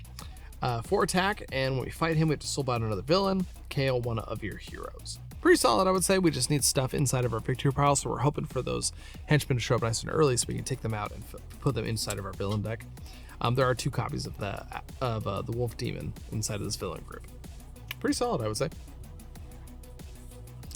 All right, next up is the last villain group. This is the Zombie Avengers. Really excited to go through these ones. We got not a full set of 8 cards that are unique, but we're gonna start with the big one. We have Zombie Captain America. 8 attack, ambush effect, Rise of the Living Dead. So if there is a card in your victory pile, the top card of your victory pile, if it has a Rise of the Living Dead effect, that one is going to enter the city, and you get 1 per player. Zombie Captain America gets -1 attack for each hero class you have. Not too shabby. Good callback to his core set cards. Escape, each player reveals 3 hero classes or is going to gain a wound. So you just got to stop before he leaves, basically, to avoid that. Pretty solid, I would say. Yeah. Next up, I probably say solid a million times in this video, just so you know. Zombie Doctor Strange, ambush, Rise of the Living Dead. Fight, look at the top 3 cards of your deck, draw 1, KO 1, and put 1 back. That's great, yeah. Yeah, no, that's amazing. A little card selection, little discard ability, great fight effect. If he escapes cross-dimensional zombie rampage, so we want to have a zombie card inside our victory pile or the one that we can reveal in order to prevent from us gaining that wound. But it is an escape effect, so if you fight him, you're just going to get a benefit, so that's pretty dang solid. Next up is going to be Zombie Hawkeye. There are 2 copies of this inside of this villain group. 5 attack, Rise of the Living Dead on the ambush trigger, and when you fight him, each player draws a card. Nice and simple, one of the smaller villains inside of this group. Next up is going to be, speaking of small, we have a Zombie Wasp. So 4 attack, ambush, Rise of the Living Dead. When in the sewers, rooftops, or bridge, Zombie Wasp gets Zombie Wasp is a giant size and gets +2 attacks. So he goes up to 6. That still isn't too terrible, I would say. When we fight him, we get to KO 1 of our heroes. Gives you that KO ability, nice and flexible. And 6 attack on a card isn't the worst thing in the world. Next up, we do have Zombie Wong. We do have 2 copies of this card. 4 attack, Rise of the Living Dead on the ambush trigger. And when you fight him, look at the top 2 cards of your deck, draw 1 of them, put the other back. Just nice little card selection, little card advantage right there. Good to see those. Last up is going to be Zombie Iron Man. 7 attack, ambush. Each player reveals a tech card or gains a wound, then Rise of the Living Dead. Usually, I don't know, I feel like if you put a bunch of heroes inside of a randomizer, I feel like lots of times you end up with having at least 1 color of every single thing, I would say. Let's see. If he escapes, Zombie Iron Man does become a new Mastermind, and the Master Strike is repeat his ambush effect. So just got to keep revealing those tech cards in order to avoid them from bad things from happening and getting a wound. So he does look a little terrifying, I would say. I say this villain group doesn't look terrible or something I'm worried about a lot of, but there's some really cool flavorful stuff in here, and I love the artwork on this, especially the Captain America one. I think that one's pretty dang solid. So either way. All right, let's move into the henchmen. We actually get 3 new henchmen for this core set, which is absolutely phenomenal. I think pretty much every single Marvel Legendary player who plays on a regular basis can confirm, like, we just want more henchmen. Just the more henchmen, the better. So let's go through our first one. It's going to be Giants of Jotunheim. 3 attack, as always. Ambush. Each player discards the top 3 cards of their deck. Don't really have to stress about that too much, I would say. Fight. You may KO a gray hero from your discard pile. Not too shabby, I would say. It's pretty narrow. You have to KO a gray hero. It has to be in your discard pile, but the top card does help you get there. So pretty happy about that. Next up is going to be Vibranium Liberator Drones. Another 3 attack and ambush effect. Another villain captures a bystander. Another villain. So if it enters by itself, it won't trigger. But if there is another villain inside the villain deck, when you draw this, you are going to hand out one of those plants to that person. Or yeah, interesting. Okay, when we fight him, we're going to liberate 3. So we're going to get 3 attack that we can use against villains that are carrying a bystander or they're the mastermind. The next time you rescue a bystander this turn, including from this henchman, KO one of your heroes. Ooh. This time. Man, that seems pretty intense, actually. So, next time you rescue a bystander this turn. Okay, I guess it's just the next time. So, you fight him, and if you rescue a bystander, then you can KO a card. Okay, so it's not too crazy, I would say. I mean, it is just KO a card, which is pretty dang good. Yeah, no, I don't think that's that difficult. All right, last up, we do have another henchman group. This is the Ultron Sentinels, and they're a little bit different.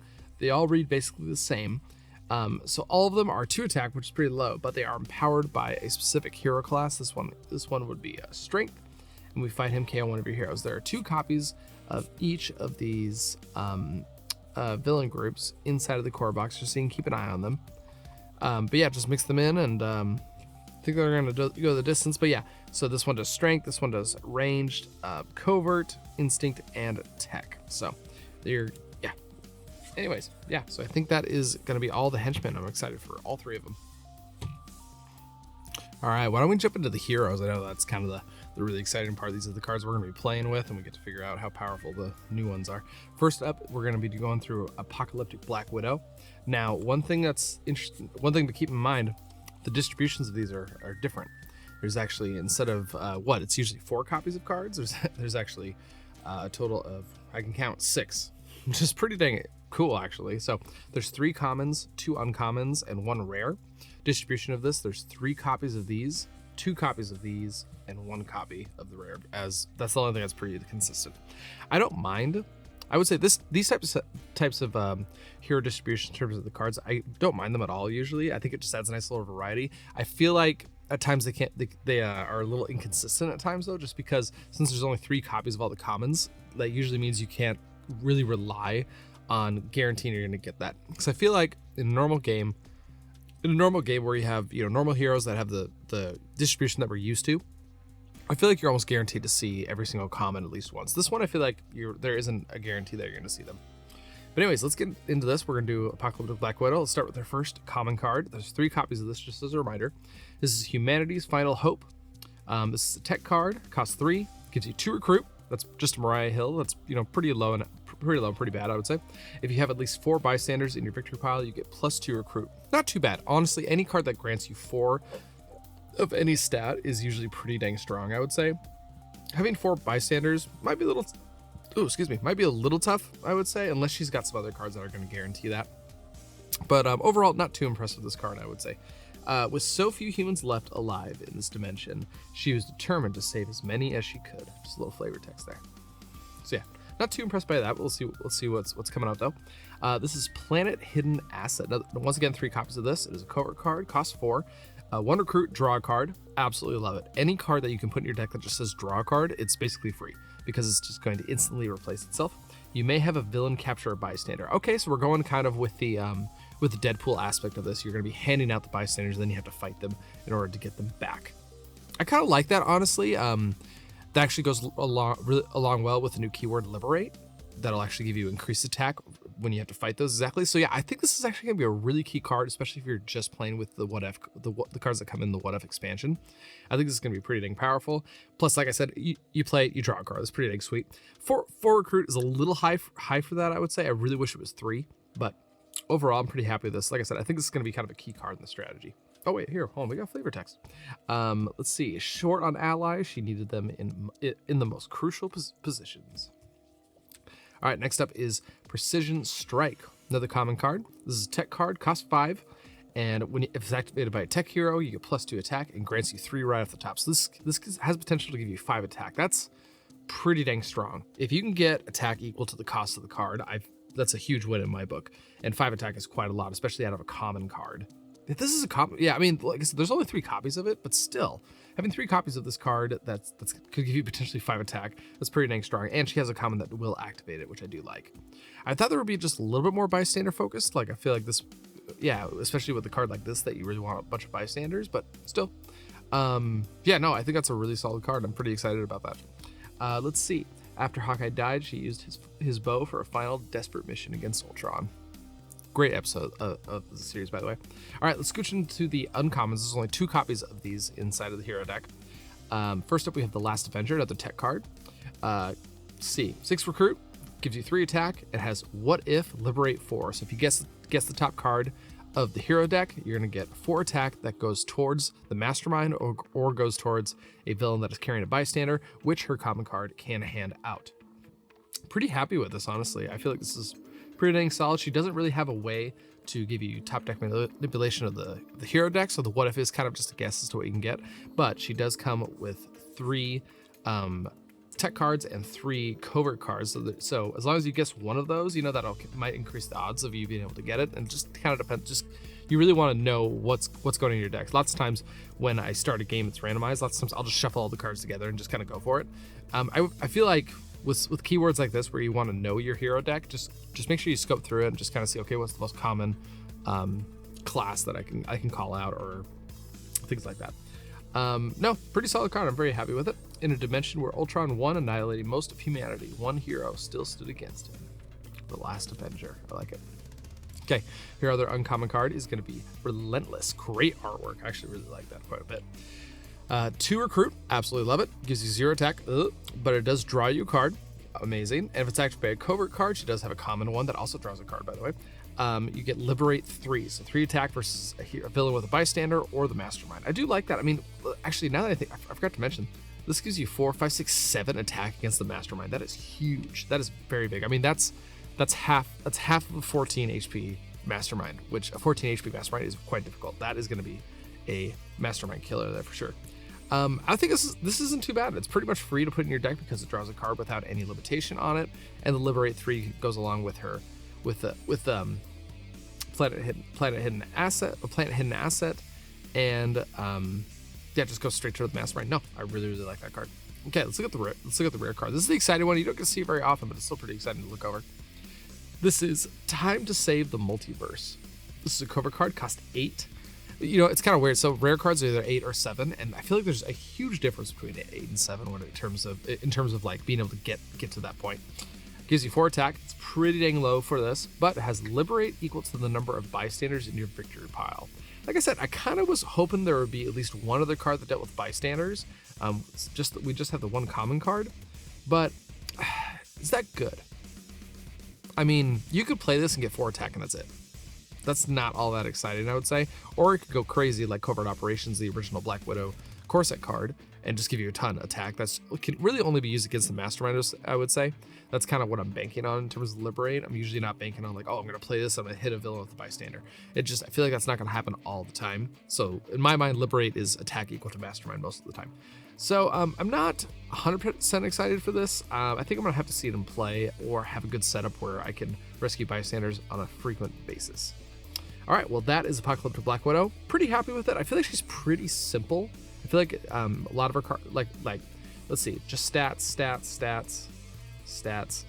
This is the one that kind of only does anything, you know, kind of a little unique, I would say. But having 2 cards that do draw cards is really nice, I would say. So, no, I'm pretty happy with that. I'm excited. I'm excited to play with her. All right, next up is going to be Captain Carter. Very excited about this. She has the first episode in the What If series, and it's really dang good. It's a great way to start off the series. If you're gonna watch one of them, I would say that one is definitely up there as the one to watch. That one and the zombie one, I would say, are the 2 that I'm like, those are just absolutely solid. Okay, it's kind of once again same distribution. You have the commons here, uncommons for these 2, rare card here, 2 copies of these ones, 3 copies of these ones. Let's start with the first one. Got ourselves Coordinated Assault. This is a tech card, costs 4, gives you 1 attack. You get +1 attack for each different printed attack number among all your heroes. Interesting. So if a card has 2 attacks, she'll get +1. If it has 3 attacks, she'll get +1. You know, it's all the attack values. So this does give you 2 automatically because you already have the 1. Inside of her cards, she does have a 0 attack here. So if you play this, you'll get 3 attack off of this one. You also have a 5 and a 3 as well. That's pretty dang solid. I mean, so if you play this and you had 1 copy of everything but the rare card, you would get 1, 2, 3, 4, 5. 5 attack off of 1 card, not too bad. I would say a lot of times though, I feel like the printed attack value is between 1 and 3 most of the time. I think you rarely see cards with the printed value of 5, just giving you that straight up. So, but I would say as long as you're getting 3 attack with this, I think you're going to be pretty dang happy. Once you get up to 4, you're like, sweet, great deal, and anything above that is just pure gravy. So, and I don't think that's going to be too difficult to do. You just need a 1, 2, and 3 printed costing attack, or 0 actually, even 0, 1, 2 would give you 3 attack right there. So no, I think that's going to be a great card actually. Okay, next card coming up is going to be Super Soldier Serum. This is two recruit, which I like. Gives you 0 and 0, but has what if you get what if, so you get the top card of the hero deck. If you get the hero name or the class right, you do get the bonus. You get +2 recruit and +2 attack. Not impressed. Unless she has a way to look at the top card of the hero deck and do a little manipulation, then I think it'd be worth it. Or if you have multiple copies of this, so if you play 2 copies of this, you can guarantee to get the second one right. Yeah, I'm not a giant fan of this card. I think it's gonna whiff a little more often than not, and you're just gonna be pretty sad about it. Well, I'll if anything changes as I read on, I'll reevaluate. But right now, not very impressed. Before the serum, Peggy Carter was a hero. Afterwards, she was unstoppable. I like it. All right, move on to the next one. This is Wartime Logistics. This is an instinct card. It gives you 3. It's 3 recruit. Gives you 1 recruit. You get +1 recruit for each different printed recruit number among all heroes. Okay, interesting. So with her cards, this gives you 2 guaranteed, 3 with this one. Maybe that's the point of this card, is really just to boost up these ones. Interesting. I wouldn't recruit this on its own. I would want at least 1 to 2 copies of both of these in my deck before I got this in order to boost them. Because if this does give you 1 attack and 1 recruit from having it and playing these 2 as well, then I think it's kind of worth it, just because it does give you the 0 attack and recruit value, and you have a chance of getting the +2 with her ability. So this is a nice little synergistic package, I would say, that goes well together. But yeah, I'd want these first before I get this one. This one, pretty dang solid, kind of the same arguments for this one as well. Let's switch over to the uncommons. This is kind of, I feel like the uncommons is kind of where the meat of the hero is. Okay, let's take a look at, let's take a look at give them all we've got. This is a strength card, 6 recruit, gives you 5 attack right off the top. That is pretty impressive. I feel like you don't see 5 attack printed very often, but 5 attack for 6 recruit is great. To play this, you must put another card from your hand on top of your deck. Okay, that's not too bad at all, actually. Actually, hold on. Hold on. I think I'm doing something dumb. Okay, so quick correction there. Just kind of dumbed me. It's new mechanics. I have to get used to it. So what if is you reveal the top card of your deck, not the hero deck. So I made a couple of comments previously. Let's just erase that and let's move on. So this is your what if card. This is the card that lets you guarantee that you know what the top card of your deck is going to be. So this does get a little bit better. Once again, I'd rather get these cards first before I get this one. But you play this, put a card on top of your deck, and then play this. You can know exactly what's on top, so you're going to get the bonus, which is pretty dang good. Yeah, no, I really like this card. I think it's definitely worth 6 recruit. I think it's fine. Putting the card on top of your deck usually isn't a huge cost because you can get the what if bonuses from this one. So yeah, really like this card. Let's scooch over to the next one. This is the Shield of Britain. This is a tech card, costs 5, gives you 3 attack off the top, which I do like. Once per turn, when a player gains a wound, you may reveal this card to return that wound to the wound stack.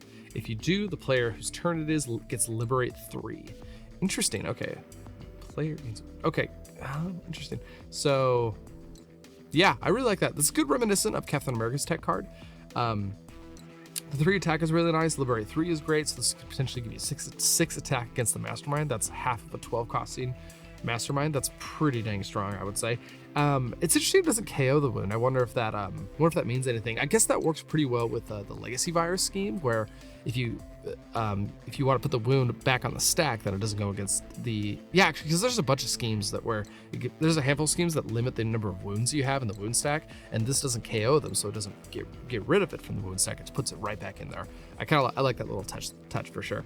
Plus artwork is great on this. No, solid card. Very happy about this. This one still is definitely my favorite so far. Okay, let's take a look at the rare. This is Icon of Hope. This is a strength card, 8 recruit to buy it. Gives you 2 recruit and 4 attack. Interesting. I haven't seen that stat line like that in a while. I mean, usually it's either even or it's 0 and 4 or whatever. You get +1 recruit for each different printed recruit number among all heroes. You get +1 attack for each different printed number among all heroes. Interesting. So yeah, it's just kind of a souped up version of this guy. No, this is great. Pick this up. You'll be very, very happy. It's very universal. You don't have to work very hard in order to get it going. I would say, let's see.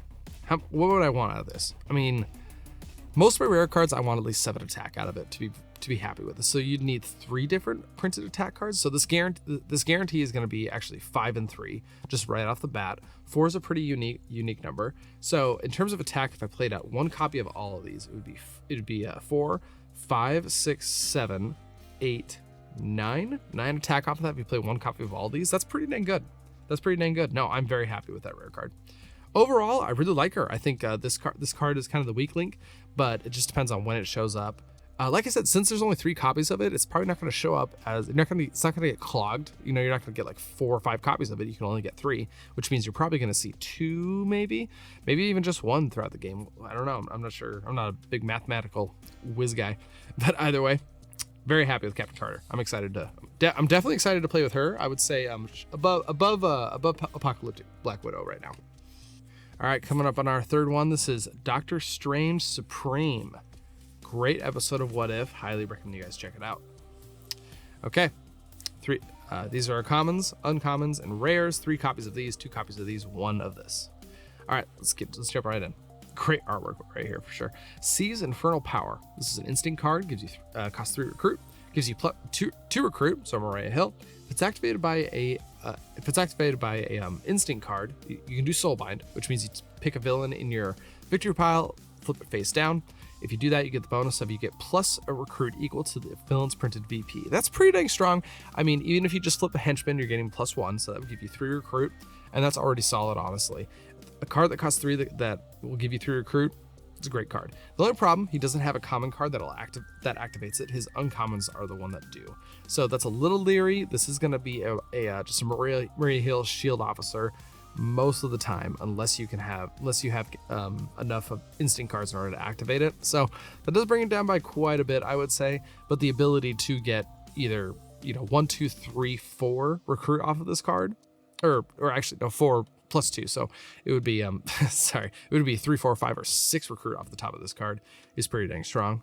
But yeah, it doesn't look like there's a lot of ways to activate it within his own set. So you'll have to probably use it from get it from other people. Next one up is going to be Summon Demon Minions. This is a ranged card. Costs 4, 2 attack, and if it's activated by a ranged hero, you do Soulbind. You get plus attack equal to the villain's printed VP. Great, honestly. Let's see. Once you get 3, you're fine. You're satisfied. If you get 4, that's great. And 5 is just amazing, and everything above that is just incredible. So no, I think this is really great. He also has a common card that will activate it, which is good. Yeah, no, I'm very, very excited about that one. I like the Soulbind mechanic. I think it's really cool. It just gives us another resource to be able to use. Next up is the last common card. It's Wards of the Vishanti. This is a range card, costs 5, gives you 3 attack right off just straight up, which is really great. What if you get plus 2 attack and you may KO a wound from your hand or from any player's discard pile? That's pretty dang strong, I would say. I wouldn't say I'm incredibly disappointed with just 3 attack if I miss on the what if, but you really want to try and hit that, because if this will give you 5 attack, which is really great, and start KOing wounds. No, this is a very solid card. I'm very very satisfied with that one.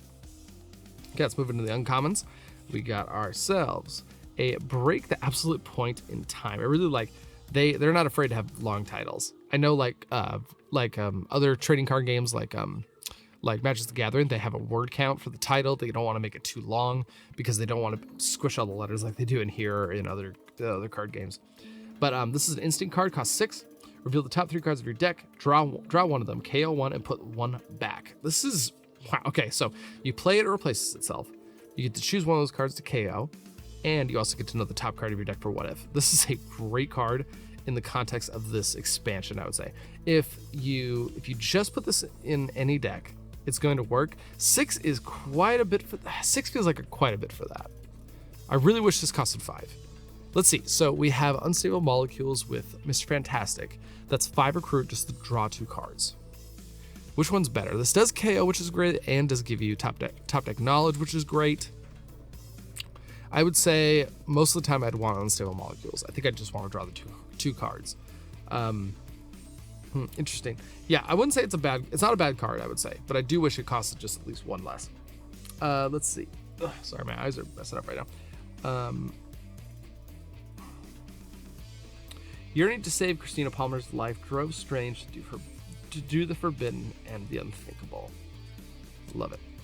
All right, let's move over to the other uncommon card. This is To Save Christine. This is instant card, costs 2. I really like cards that cost 2, by the way. Gives 0 attack, but you do get to draw a card already in. It already gives you, it just replaces itself, so it can almost, if this all it said was draw a card, I'd be like, sure, at least I can freshen up the HQ, I guess. But if it's activated by an instant card, we do have a common card and another uncommon card that can activate that, which is great. Soulbite a bystander or villain, so it does give you actually more flexibility. That's really nice. You could do bystanders as well. You get +2 attack. If it's a special bystander, you may do its rescue effect. That is, wow, that is really dang good. Especially the larger collection you have, the more special bystanders you have, which mean you can actually kind of pick and choose which ability you want. Do I want to draw the card? Do I need the extra recruit? Do I need blah, blah, blah? Wow, I am very, very, very happy with this. This is probably my favorite card so far that we've talked about. It's very versatile. Yeah, it's extremely versatile as long as you can activate it through an instant card, which he does provide cards of his own to do so. Wow, I think that's my favorite card we've seen so far. Okay, let's take a look at the rare card. Got ourselves, Stygian Communion, I think. Anyways, I'm just gonna guess that. It's an instant card, costs 8. So far, I think all three have costed 8 so far. Gives you 3 attack. That's pretty dang low. But it's activated by an instant card. Draw cards equal to that villain's printed VP. Okay, has kind of a printed VP thing going on here. Man. Drawing cards is great. If you just do a henchman, you do replace itself, but I'm not very happy with the card that costs 8 and draws me a card that I have to have an instant card to already even activate it. What my main concern is he does have a couple cards. He's got 2 common cards that want you to soulbind a bunch of cards, and you want to soulbind the cards that have higher VP so you can get bonuses in attack or recruit. But then once you pick this up, once you actually pick this one up, you might be out of those high VP costing cards. I'm not 100% impressed with this. Not 100%. The artwork's scary and terrifying though. Was Strange stealing the demon's souls, or were they stealing his? Interesting. I'm really excited about this set, actually. I feel like all the previous Doctor Strange heroes, they're fine. I'm not like crazy obsessed with them, but I do enjoy them. This one, I'm very, very excited about. I think this is actually the most exciting one. I don't know. Captain Carter's really dang good too, but no, I think this is the hero I'm most excited to do right now. Okay, let's okay, moving into our 4th hero. This is Gamora, Destroyer of Thanos. That's pretty dang good. Okay, those are 3 commons, 2 uncommons, and our rare. Let's jump into the first one. We got ourselves Assassin's Stealth. 2 recruit, 0 recruit, but you have to draw a card. Perfect. And if it's activated by a covert card, you do get +2 recruit. I think this is almost exactly the same as Ninjutsu from Elektra, if I'm recalling correctly, except Ninjutsu is a instinct card. No, I'm very happy with this. Just replace itself, and if you happen to be able to activate, you get +2 recruit. Solid, only costs you 2, not too bad. Death Steps Softly. Love it. Okay, next coming up, and she does have two cards that are covert cards, so you can't activate that. Next up is Tactical Insight. It's a covert card, costs 3, gives you 1 attack, draw 2 cards, love it. Then put a card from your hand on top of your deck. Okay, so this is just a souped up stack the deck actually, which is stack the deck is one of my favorite cards. So it just costs 1 more and you get 1 attack. Yeah, I absolutely love this card. Plus, that gives you top deck manipulation. It's also very flexible in terms of what card you want to put back on top. You could end up in a situation where it's just like, I don't need one of my non-gray heroes right now. Let's stash it for next turn. No, very, very solid card. Very happy about this. Identify the weak point, then strike without mercy.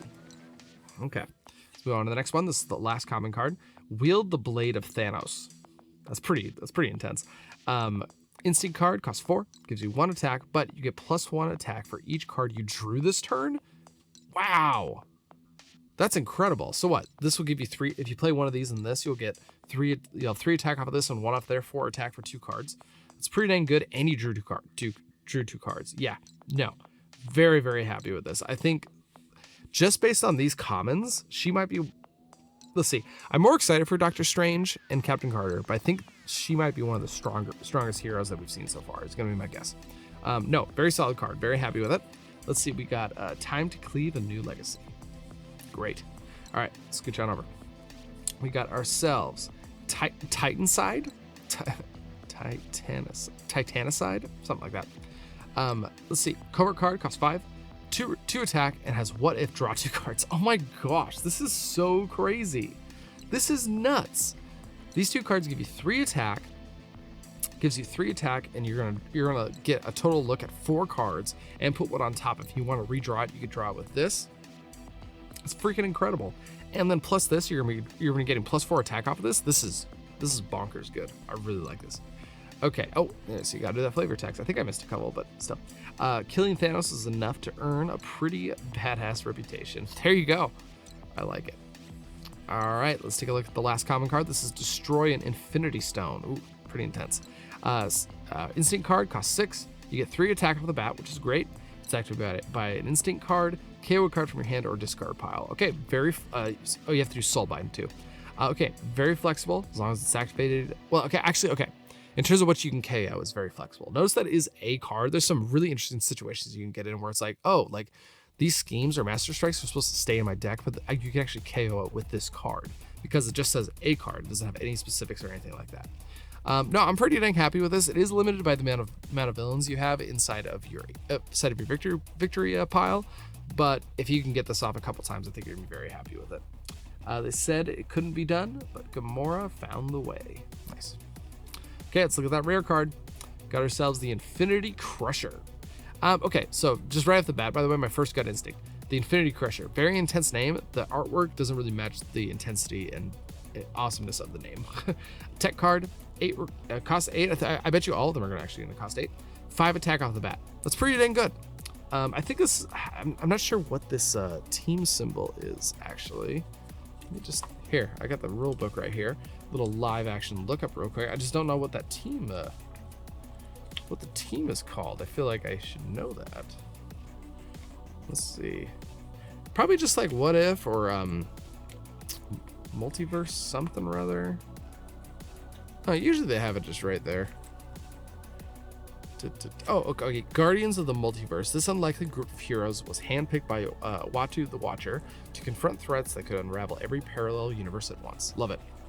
So yeah, so the Guardians of the Multiverse. Okay, so 5 attack, and if it's activated by Guardians of the Multiverse, you soulbind 6 villains. Okay, that's kind of intense.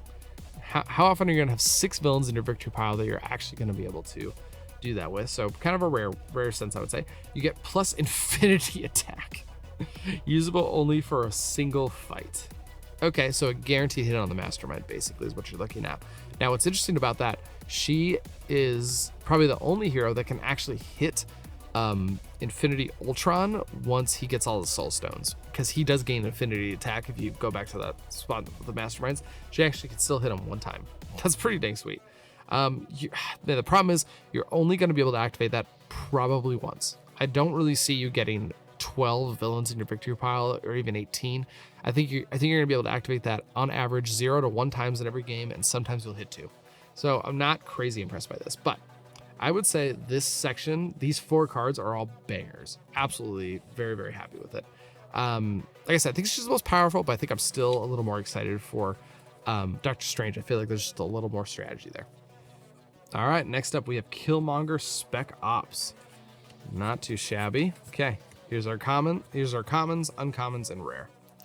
First one up, this is Hunt New Prey. This is a strength tech card. Okay, if you've never played with multi-class heroes, you are gonna just lose your mind when you play with them. They're so fun. They just make deck building so easy. You barely have to even think when you're recruiting, which is great. 2 recruit gives you 1 recruit. Cost 2 gives you 1 recruit. You get +1 recruit for each different villain group in your victory pile. Okay, so different villain groups. So if you're playing 2-handed solo, probably the most common way to play this game, you can get a total of +3 from this, which is pretty good. You can go up to 4, which is great. I mean, honestly, if this gives you 2 recruit and it costs 2 to recruit it, you're gonna be very happy. So all you need is 1 villain in your victory pile. This is gonna be turned on and you're gonna be cruising away. Learning new patterns, planning the attack, pouncing for the kill. Good flavor text. All right, let's scooch on over to this one. We got ourselves No Matter the Price. Tech card costs 4, gives you 2 attack. If it has to be activated by a tech and a strength card, but if you do, you get +3 attack. Not too shabby, especially with one of his commons providing exactly that. But 4 for 2 is a little low, but if it's activated, it goes up to 4 for 5. That's just bonkers good. I mean, that's way above a rate. Set your goal, do anything to get it. very happy with that. But I do like, it's like if you play this and you get 5 attack, it's incredible. But I think the tech and strength cards needed to activate it are like, it's just like, no, that's fair. You definitely would need 2 different things to be able to get 5 attack off of 1 card, especially if a common one and a common costs 4. Okay, let's move on to the next one. We got ourselves Violence Leaves Scars. Strength card, 5 attack, 3 gives you 3, or 5 recruit, gives you 3 attack off the bat. If it's activated by another strength card, you get +1 attack for each different villain group in your victory pile. So this one does recruit, this one does attack. No, pretty much it's all the same here, except this one's attack, so this one's just better. I think the 5 recruit for it is definitely worth it, especially because it spots you 3. That's just exactly what we want. What kills them makes you stronger. Interesting. Okay, let's move into the uncommons. First up, we have Hostage Rescue. This strength card, cost 3, gives you 2 attack, and what if Liberate 3? Seems like Liberate 3 is kind of the standard that's going around right now. I haven't seen any top deck manipulation from Killmonger, so I'm a little iffy about this card, just having to guess the top card, but if you just have a good knowledge of it and, you know, percentages and things like that, you should be able to hit it pretty often. Okay, Saving Tony from the 10 Rings sent Njaka's whole life in a new direction. Yeah, great card. That's pretty dang solid, I would say. Okay, next up is going to be a Plot Betrayal. This is a tech card, costs 6 to recruit it, gives you 4 attack right off the bat, which is great. Each villain worth 3 VP or more captures a bystander. Okay, all the tougher villains are going to be gaining a bystander. And if it's activated by a tech card, which he does have two cards in order to activate it, you get Liberate 2. Two's a little low, not too impressive to look at. Let's see. Sure, he's betraying us to help them, but it's just so he can betray them back to us, right? Great little flavor text there. No, I'm pretty happy with this. Honestly, 4 attack is great, and if you get Liberate 2, it means you have 6 attack against the Mastermind. That's half of a 12 HP Mastermind, and that's gets you a long way there. So I'm pretty happy with that. Next, okay, the rare card is I'm the King, baby. I like that. That's pretty cool. Costs 7, actually. This is the first 7 cost recruit card. It is a strength hero. Gives you 4 attack. Find a way to boost it. You get +1 attack for each different villain group in your victory pile. So in a 2-handed solo game, you can get +3. That brings you up to 7, which is kind of the bare minimum of what I want from a rare card. So pretty good with that. But if it is activated by a strength card, you get to Liberate 2 for each Mastermind tactic in your victory pile. That is pretty dang good. That's a really good snowball effect, especially if you're playing solo. But this guy being able to just get a bunch of Liberate attack points out of nowhere that's pretty dang strong. Very happy with that. I would say he's pretty bare bones, nothing too flashy about him or anything, but I think he's going to do some good work. All right, let's move on to our, what is it? We have 2 more after this, so our 6th one. We got ourselves Party Thor, which is pretty dang cool. Okay, so let's go with the 3 commons here first. We got ourselves Destructive Feast. Great card name anyways. Strength, costs 5, gives you 3 recruit. Not terrible, I would say. I mean, you kind of have, when it comes to expensive cards that give you recruit, it's like, okay, you got to give me something to kind of spice this up. Whenever you recruit a hero that costs 5 or more this turn, reveal the top card of your deck, you may KO it. Okay, you have to jump through a couple hoops in order to get that, but I mean, recruiting a 5-cost hero isn't too difficult because this does give you 5, which isn't too bad, but it also needs to be in the HQ, things like that. I'm not overly impressed with the card. I don't think it's bad, but I'm not like jumping for joy over it. Next one is going to be Forecast Says Thunder. Love it. It's a range card, costs 2, gives you 3 recruit. Okay, pretty incredible. But to play this card, you must put another card from your hand on top of your deck. Okay, just a great way to initiate What If. I don't mind cards like this just because it actually is a little flexible. If you pull a hand and it's a bunch of recruit with maybe 1 or 2 troopers that you can get rid of, you can play this, get rid of the trooper, but keep all your recruit, which is really great. So, no, I'm pretty happy with this one. Fair today, storms tomorrow. Great artwork on that one. All right, next up we have Worthy Challenge. Man, these 2 are a little, I mean, you could tell a difference between the two of these commons, but I feel like you're going to mix them up every now and then. Okay, this is a strength card, costs 3, gives you 2 attack. Pretty dang happy with that. Whenever you recruit a hero that costs 5 or more this turn, you get +3 attack. Okay, so this is all about recruiting really expensive cards. I kind of like that way of going, especially having a common card that does give you 3 recruit off the bat. Let's see. So if you do this one time, you're pretty honestly three recruit for 2 attack is like just kind of bare minimum, not the worst thing in the world. But if you get this activated one time, you're gonna be very happy. So good on them. After a life of empty pleasures, is there still time for this Thor to prove his worth? Great flavor. All right, next one up is gonna be, this is the first uncommon card, Asgardian Rager. This is a range card, costs 5, gives you 3 attack straight up, which is great. If it's activated by a range card, cross-dimensional party rampage. Okay, so each player has to have a party card in order to prevent it from gaining a wound. If any player gained a wound this way, you get +3 attack. One card giving you 6 attack is pretty dang good. Handing out wounds to the player, that's a little rough. You might need to check with them or see. But I think getting 6 attack off of one card could lead to you smacking the Mastermind pretty frequently, I would say. The one thing this is actually where that rule pops up that I mentioned at the beginning, where if you activate a superhero ability, you don't have to use it. In this situation, it's like, hey, I don't need the 3 attack in order to do anything really important, and I don't really want to hand out wounds to players that just don't want them. So, no, I think this is a great card, I would say. Last uncommon card is going to be Only Sun. This is a strength card, costs 6, gives you 3 attack, and has What If. You get plus attack equal to the cost of the hero when you reveal this way. Pretty dang good combo with Forecast as Thunder, being able to put a really good card on top of the deck, and then you get bonuses from that card being the top card. No, I think that's pretty dang solid. Great card. Let's move on to the rare. This is Worthy of the Lightning. Great artwork there. 7 recruit, good. 5 recruit, 0 attack. Whenever you recruit a hero that costs 5 or more this turn, you get attack equal to that hero's cost. Not too bad. So if you get 5 recruit a 5 coster, you then get 5 attack. Not too shabby, I would say. I don't think this is a card you play and just instantly win or be able to get so far ahead that you're going to take care of the next turn, but I think this is still a worthy card. All right, there is Party Thor. I'm pretty excited about them. I think I'm still sticking with the cards I'm excited for. Excited for the most, I would say. All right, let's take a look at Star-Lord T'Challa. I'm pretty excited about this one because he has all multi-class cards, which is just awesome. Killmonger had a couple of them, but no, Black Panther. T'Challa is the one who's got it all. All right, let's take a look at the first card. This is Fight or Flight. This is strength cover card. Costs 2. Choose one. You get empowered by strength, or you get empowered by recruit. If you have both, if you activate it with a strength and a cover card, you get to draw a card. Okay, that's pretty dang solid, I would say. Let's see, does he have, looks like he doesn't have a strength covert card straight up, but does give you flexibility, I would say, which is really good. You have strength and covert, these 2 are strength, these 2 are covert.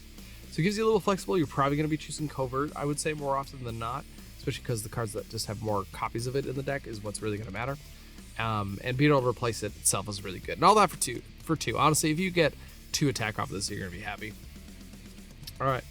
Next up, we have Interstellar Adventures. This is a covert tech card, costs 3. Gives you 2 recruit.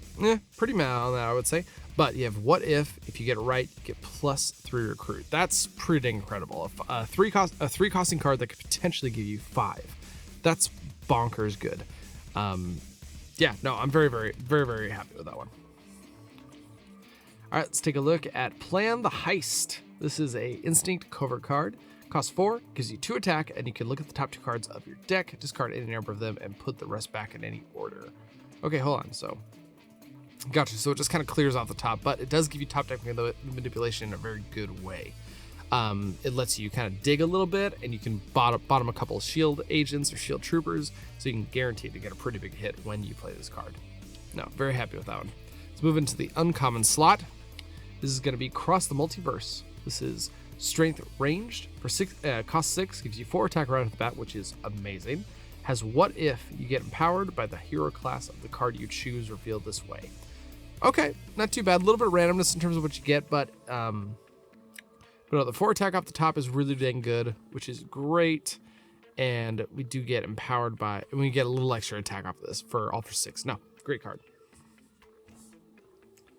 All right, let's move into the last uncommon card. This is Unexpected Exit. This is a strength instinct card. It costs 5, gives you 3 attack. Pretty dang solid, I would say. And you do What If. If you get it correct, you may KO a card from your hand or discard pile. Great flexibility right there. He does have a way to get to cards on the top of his deck, which is great. No, I approve of this card for sure. I mean, just the 5 cost is great. I could see it costing 6, and the 3 attack, I could see it only giving you 2 attack. So, no, very happy with that. Let's move into the last card. This is the rare card. It is Colliding Dreams. This is a tech range card, costs 3, 4 attack. Choose any number of heroes in the HQ, put them on the bottom of the hero deck. You get empowered by multicolored cards. By multicolored cards, that's pretty dang good. I mean, especially because he brings so many of his own, and Killmonger brings a couple. I think 2, I would say. So, like I said, you want this to. Oh wait, no, this is empowered, so it has to be in the HQ. Not impressed with that. Yeah, not impressed with that, I would say. Yeah, no, that's a little disappointing, I would say. But I mean, like I said, you really need 3 multi-class cards in HQ, which seems like quite a lot of an ask. So that's Star-Lord T'Challa. Let's wrap it up there. All right, let's move into our last hero and last cards we're going to be chatting about. This is Uatu the Watcher. All right, let's jump into it. First 3 commons. First one up is going to be Another Dimension Crumbles. This is a cover card. It costs 3, gives you 2 recruit. Pretty shield officer for it. Has What If. You may KO a card from your hand or discard pile. That's great, honestly. What if I think as long as you're keeping track of your deck, or you have cards to put cards on top of your deck, I think this card is just going to be an absolute beating. And all for 3 recruit. That's pretty dang incredible. When standing and watching as Ultron conquered so many dimensions, merely standing and watching as Ultron conquered so many dimensions soon became unbearable. That's pretty dang good. I'm very happy with that one. All right, next. All right, next one is gonna be Break the Oath.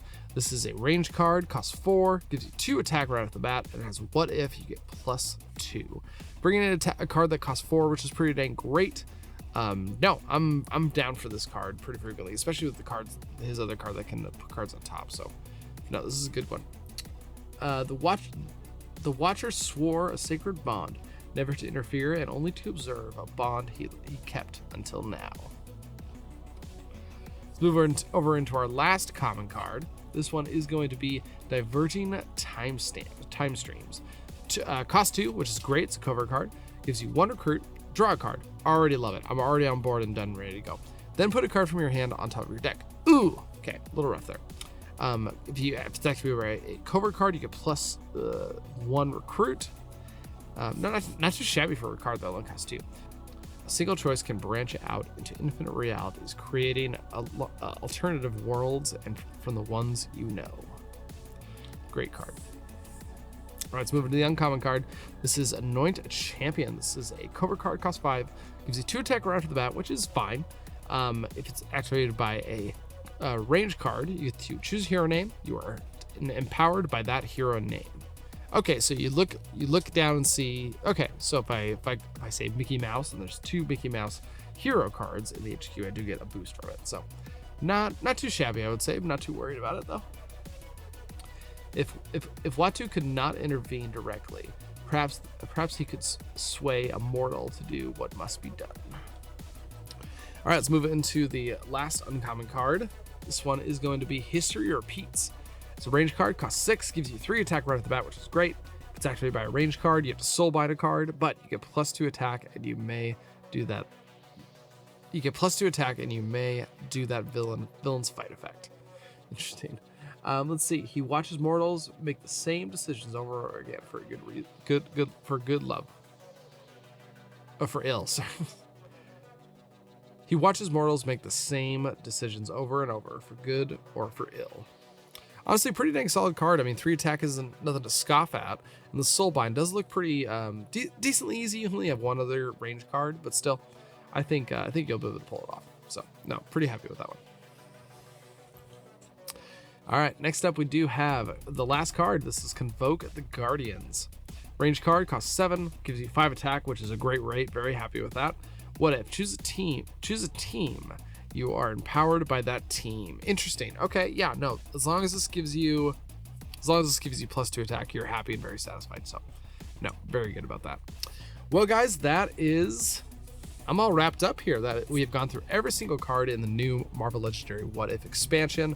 Had a great time going through it. Just a little behind the camera scenes. This took me like 3 days to film because my kids just decided that, a sleep is optional and we're not going to go to sleep for the next couple days. And I kind of just had to squeeze in what I can and then just kind of smash it all together. So anyway, guys, I'm really excited to play through with some of these cards. Keep your eyes on the channel. Make sure you like and subscribe because I got a lot more game content coming out, and I'm really excited to jump into What If and see how those cards play. So anyways, guys, hope you guys have a great day. Keep your heads up, and I'll see you next time. Bye.